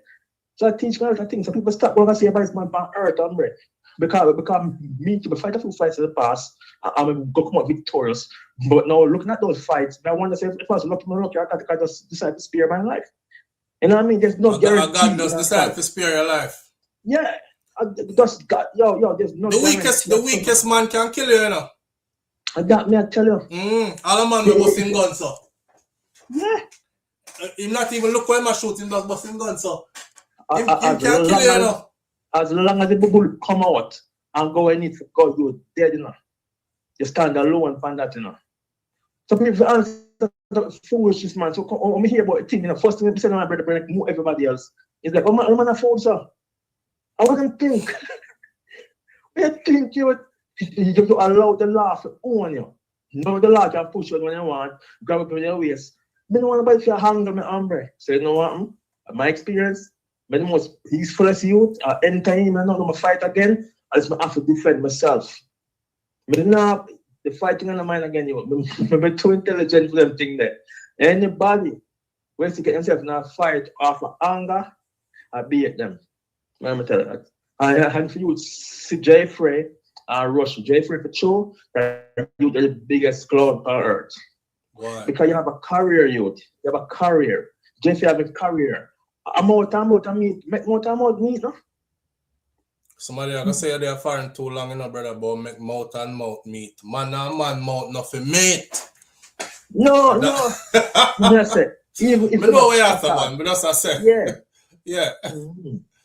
It's like people have sense, man. If nobody listens to my advice, you feel like you're bad and you can spin kick and you quick on any man, not goss up. You fight a man, and when you look so, when you fight done now, you say, don't feel so. You look at bare blood, nobody can help you. You can't, your spine or whatsoever, the spleen or whatsoever, your kidney, you're dead. If you know what I mean, if your doctor can save you dead. So it's like avoid conflict at all costs and just protect your body. That's all I need for in life. Same. You know what I mean? I big up yourself here. Manners and respect, brother. All right. See ya. Five more. Every time the brother they call, let's French from Lake say, big up yourself, 5 up. 5 up in the chat. That is not 5 up. That's why I put him comment on the street at Friends from Lake. I know me that. The one say, let mouth and mouth meet no. Hey boy, they are foreign too long. But let mouth and mouth meet. You could have never talked to a Jamaican man and talk about let mouth and mouth meet. Oh man. We grow different, friend. Your conversation needs so dressing up. Well, say let's watch TV, yes, but the kill 3-person thing could get bail. Remember, he's not Jamaican. No, he's a wealthy businessman, a Russian man. That's why, and we don't know who he's connected to as far as politics goes. Them give him bail, you know. And him left and go all the way to Russia and stay for how long and come back. Them not find him guilty for nothing. Matter of fact, the update to that was, I didn't think he got found guilty on anything. Live on the air with SouFLo. Good morning. I'm SouFLo. Morning. Good morning, family. How you doing? I'm all right. Talk to you now. 5 up, big up yourself. Seeing? Yeah, and big up to the nice clean context matter lawyer Isaac Buchanan. Seeing? Big up to Zambo. Zambo is Isaac yeah, brother. Isaac brother. Yeah. But who is DeAndre now? Or DeAndre? DeAndre Buchanan. Who that? I don't know. You can't ask me that SouFLo. You have a number for him. Me know. Me shoot a message across to Isaac just now. But he all probably right, not pay attention. Yeah. Yeah. He soon tell you. Big up again, Isaac Buchanan. SouFLo. Yeah, family. You know what I noticed? The kids are trying in the street. We have to try. Public opinion have to try. Yeah, man. And none of them have beat Isaac. Listen to me. On context matter Thursday, Isaac tell him, say, I remember, say, I'm a liar against liar. All right. See. Because that's what I said it's going to come down to. Yeah. And again, SouFLo, when he was on, I put in the chat, I sat and walk with ice pick, you know, because I live alone. So when I come in and make sure I put my ice pick in my hand. See. I said, don't walk with any knife, don't walk with any ice pick. So I want to know if a rock stone, if I put it in my bag. Well, you know, the ice pick and the knife could be used against you, you know, unless you're strong like what? But this thought, but SouFLo, me have to walk with something nice. But you better you have something that not true? Me go put some stone in my bag. No, no do that, because that You not have gonna to get save you. something. That not gonna save you. Don't want me to walk it SouFlo. I would have tell you on here, but then me will get in a trouble. Me can't use that now, I don't know if it's that. You must have not trained enough. Yeah. Anyway, again, me not talk big up my lawyer. I talk about Canaan, come here, we are talking about you. All right, big up yourself, family. All right, big up in Jaron. All right, later, SouFlo. All right, later. He is the same person. Go get your PG said, go get your gun, Donna. Go get your gun. PG said, go get your gun. Or get a pepper spray, Kingston says. Carmel Sandy says he is the same person. So DeAndre Buchanan is the same person. Isaac, brother. And that you said? They said him named DeAndre. They said him named DeAndre and Isaac. What? That don't make no sense. Live on the air with SouFlo. Good morning. Good morning. Morning, family. How you doing? So far, not so bad. Good thing. Tell the lady, she's coming from the supermarket. She not buy a bulletin. She not buy tropical reading. She not walk with that with. You're coming from the supermarket. Yeah, so that's what she needs to know. She not preparing on the job. She's coming from the supermarket. Those things can do damage. So that you tell the woman to go fight and defend herself with tropical rhythms. Want to the bully beef, you can't open. Wait, they're going to defend herself with that tin of bully beef and that you say? Of course. You know we shall no good. Then what she don't walk, then if she walk with me, the motor that's she plan. But then if me a criminal and that in a bully beef, you lift up, give me. Against me. Look here, when you broke up, what arm that can do? Look. Boy, the time it take you for broke battle. Me see people broke battle already, you know, all they do is cut up their hand. You know, look like how we look in a movie. The bully beef open, all of this, you know, smash it, that shop you up. You need hunger and eat. All right, fine beans away. Later. Bye-bye. Yo, hey, live on the air with SouFlo. Good morning. Yeah, Flo. Yo. Because we call that just calling. But I do my research. I don't see that I don't even see if Isaac have a son. Somebody say Isaac's name is also DeAndre, but that don't make no sense to me because the article say Frais is represented by attorneys, as in plural, Isaac Buchanan and DeAndre Buchanan. So that means there are two people that. Right? Maybe they're saying that the observer have an error. Could be. But slow, the moral of the story, you're saying that Frais couldn't just take it back and just walk away and we wouldn't have to deal with. No, I'm not saying that at all.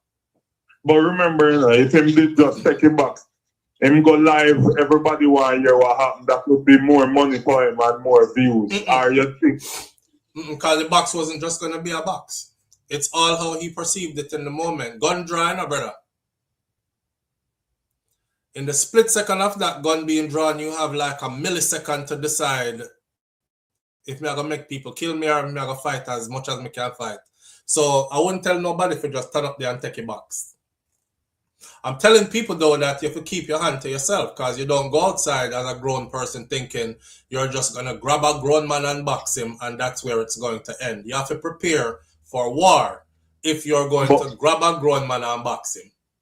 But Bob did tell me, say, you run to live to fight another day. That's true. That's true, but I know all the time you can run. See, Frais try run there and get a back shot there, shot in him back there. That's you already said. He get a shot in his back. See, so I know all the time you can run and even get to an either. Sometimes you have to stand and fight where it's necessary, you know? I have seen events where many times many people get boxed and then just take it. and just called it a day. And 9 day talk and the blow up. Well, they're in jail for more than 9 days now. All right. So I'm saying that I know them people are here. And I think social media make these people do things, you know. Because some people will see that they're outnumbered, and if a boxer kick them pecky and say they must book them one by one. But because everybody is in social media, they're famous, and everybody prop them up, they know that they won't lose street credibility to get disrespect in our crowd. So maybe that's why nobody don't want to take a box, a kick, or a pick. But I know Javi shouldn't walk up. As you said before, as I said a few days before, you said, yo, no man not supposed to put no hand for nobody because I know them pit me. And then look after you said that I see same thing happen. So Javi initially passed this. And as I said, there's still a rule to Jaii that him never trouble them step to him. But I strongly believe that because you work off a different story, not true? You believe him?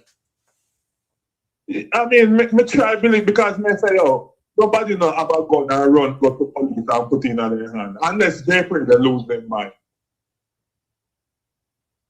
Who really run with a gun and give it to somebody else as a police officer? Who run with an illegal gun go give it to a police after them just bust it? Me don't know nobody do that. All right. You either fling it far. We know if you fling it over yonder. Me don't know where yonder is, but that you will end up. Fling it over yonder and run. And make sure nobody, you fling it like nobody not find it. So, go ahead. Stella Gray says, I just spoke with Isat and him said, "Uno too nosy, LOL." So Stella have Isat on speed dial? I can't write you right, cause if he not answer my text, but him tell you about Uno too nosy, that means that me I hold him up now. All right, we not hold up no man flow. Let me click out of this then. All right. We're too nosy. I don't believe you. You have to go call me and tell me say we're too nosy. But you know what me like with Isaac? Isaac has make me realize that there's so much things that you would have never known from lawyers. Because lawyers believe them bigger, higher, and mighty, and there's no reason with some people. Isaac will bring education to you. Him actually try to wise up the most of the youth them before they come to him. Always educate them. And the man that can build all the platform. Context matter. And enough time he always educate these youths. Alright, so me nobody want to talk about him again if me too nosy. So me gonna change the topic. So you believe what Stella said? Oh, eh? You believe what Stella? No, I drop. You know, Flo, before me go, more than like you to meet Lulu Bridges in her real life. Because she always be hating. You like to meet Lulu in her real life because she always be hating? Yeah. And she just feels that she have to disagree on everything. Lulu is the antagonist. Anytime, maybe on the Vibe Cartel Island, if she a forward, me go forward. If she not forward, well, me not go forward. If she a forward, yeah, go. Me want, because, you know. But she might say she's going and she don't go, Jerome. What do you mean if she a forward, you a forward? Unless you not forward together. Or else you gonna know if she a go. I just know from America I go to school. The girls them will hate on you a lot and pick on you. Them like you. They're the one that always have a crush. So your Lulu might have a crush on you. Yeah, more. Hopefully Lulu is a woman. May I keep a thing across. Yo, my God. Alright, bro. You better make sure it stays a woman. Oh man. Well, Lulu there. Lulu said, Jerome said you might have a crush. Alright, here one. We beat that one to death. We've gotten all that we could get out of it. We're gonna keep on watching to see what happens next. you know, court dates are going to be handed out, and then I'm sure that bail applications are going to be put in for these men. Let's see if they get out on bail and then fight this case. You know, the worst part about this is even if Frai and Javi come out on bail and the two of them sit down and have a public discourse and say, yo, brethren, we not even should have been on no foolishness, you know. We're out here, two of we young, we're people who are known in our society, and we make a good living for ourselves. We could done the foolishness and lead by example. It's too late now, you know. It's too late because gunshot don't fly already. People don't get shot already. It is what it is now. So there's no way other than for the courts to be involved and for this to run its course. So we're looking in from the outside and we will be watching and to see. Believe me, I can send the text, is what she said. All right, well, big up to ISAT same way. We nosy. Initially, the report stated that he disarmed one of the assailants and then fire at them. What is it? And fire at them, hence the probable reason why that gun was handed over to the police. Yeah, we get all that already. All right, so moving on to our last topic now. I'm gonna make this one very short because we just get some news that requires me to get up out of here pertaining to one of my children. So we're not gonna stay long on that one, yeah. The last one. All right. The last topic for the morning now is what's been happening for after 5 months past the hurricane. The Hurricane Melissa touched down in Jamaica at a Category 5, leaving behind catastrophic damage. That was 5 months ago. To those of us who don't live in the experience, we didn't lose anything. None of our family members are affected. We are far drawn away from this, and we believe it is like 30 years in the past. But there are actually people who are still living on the tarpaulin and outer road and not doing too well and looking for help or assistance from the government that they are not getting, right? So it goes like this. 5.5 months after Hurricane Melissa battered Westmoreland, many of the residents there are still living under tarpaulin or tarpaulin, if you want to be correct, covered roofs. Some of those are weather worn, while others have been recently replaced. But tarpaulin remains stretched across damaged rooftops, bearing silent witness to the slow pace of recovery. So while some homeowners await insurance payouts, others continue to depend on the disbursement of government-issued hurricane relief funds. For many, however, access to essential building materials have become an unexpected challenge tied to the government's voucher initiative, restoration of owner or occupant family shelters. The program is called ROOFS program, ROOFS program, which provides financial assistance to rebuild these homes that were badly damaged by Hurricane Melissa and assessed as having sustained minor, major, or severe damages. Concerns are mounting in the parish that political affiliation might be influencing which hardware stores are selected to participate in this initiative. We don't know, say JLP is in power. So what the people are screaming out loud and saying is that it look like the JLP hardware stores them are being selected. So when the voucher program that the Prime Minister spoke about 5 months ago that he was going to put in place is actually being put in place, it look like the JLP owners them get them the first, right? This was reportedly excluded several capable suppliers, even as participating outlets struggle to meet these demands. The result is a frustrating imbalance. Some approved hardware stores face shortages and delays, while others are well stocked, but not on the program and are unable to assist voucher holders.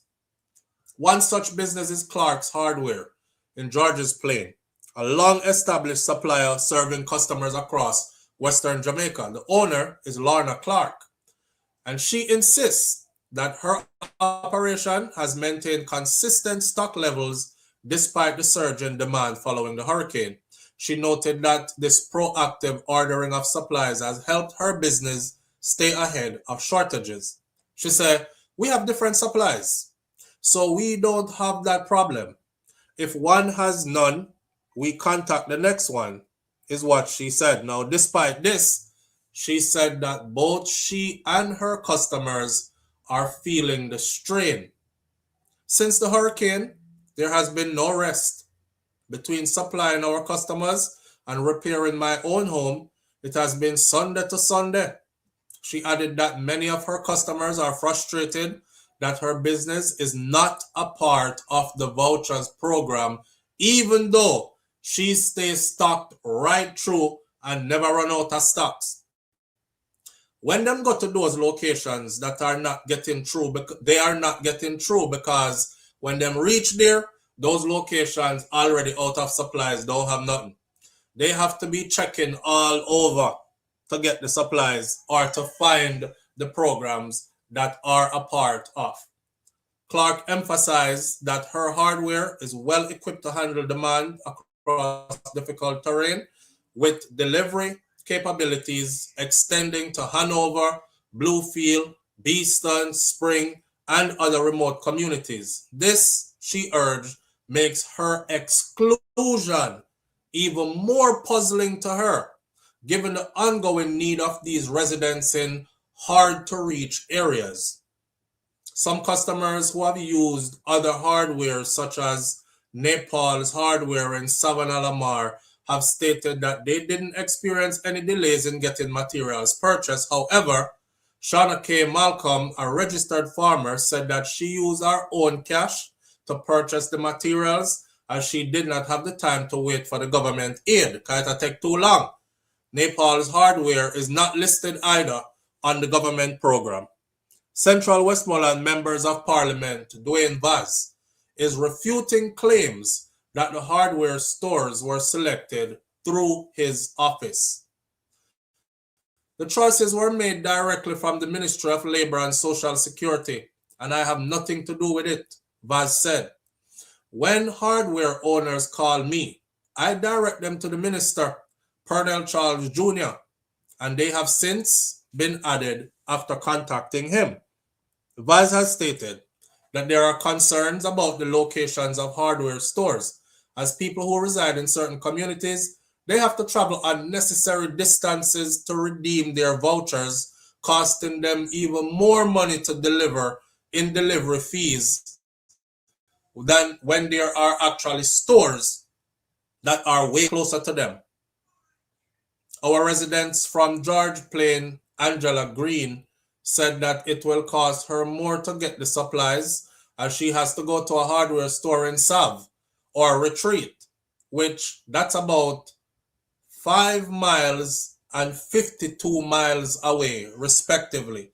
Instead, she said she could have just got to Clark's Hardware, which is only 3 miles down the road from our house in George's Plain. So that is what they are talking about as far as how this program that the government set up, Andrew Holness government has set up for them to get help. The program is being set up, but the people are crying that politics again is playing a role. And politics is making it so that them can't get the stuff what them need. Because, you know, if the program is, if the store close to you is not under the program covered, then you can't go spend the voucher there that the government give you.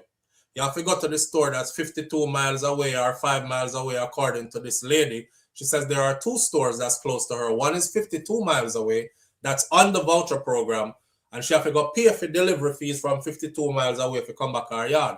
The other closest one is 5 miles away, but every time she goes there, they're out of stuff and so on and so forth. So them still a play politics as far as I can see, which I'm not surprised. I'm not surprised because this is Jamaica and everything has to do with politics. Now I want the people them to understand this.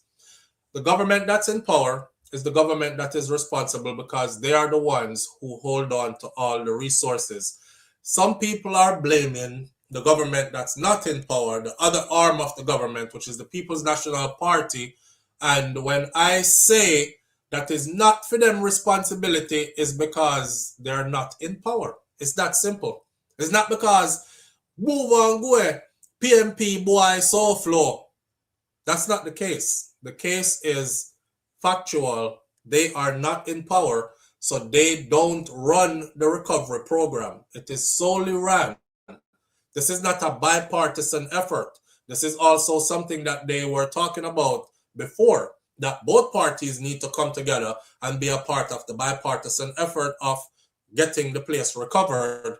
But JLP want to run it on them own, so they have their own stuff set in place to run it, and that's how it's being ran. Of course, they're going to give out to those who are JLP shop owners, or them kind of owner there before, who own the hardware stores before they give to anybody else. Why would they stock PNP shops before their own?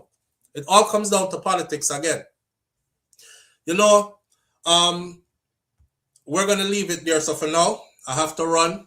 I just got a picture of a vehicle that my son was driving and the vehicle mash up. So when you're a parent, your trouble is never over. We just talked about that the other morning. So apparently my son was returning this vehicle and the vehicle mash up. So I'm going to look for him in a hospital. Right? I'm going to leave it as for now. Big up to each and every one on tuning in. I appreciate you greatly.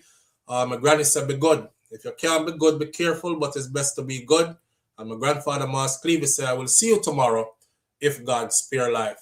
Him say him all right. Him say him neck hurt and him wrist hurt and him leg hurt. I saw the picture of the vehicle. The vehicle is mashed up. So I'm about to go check and see what's happening. All right? I'll keep y'all updated.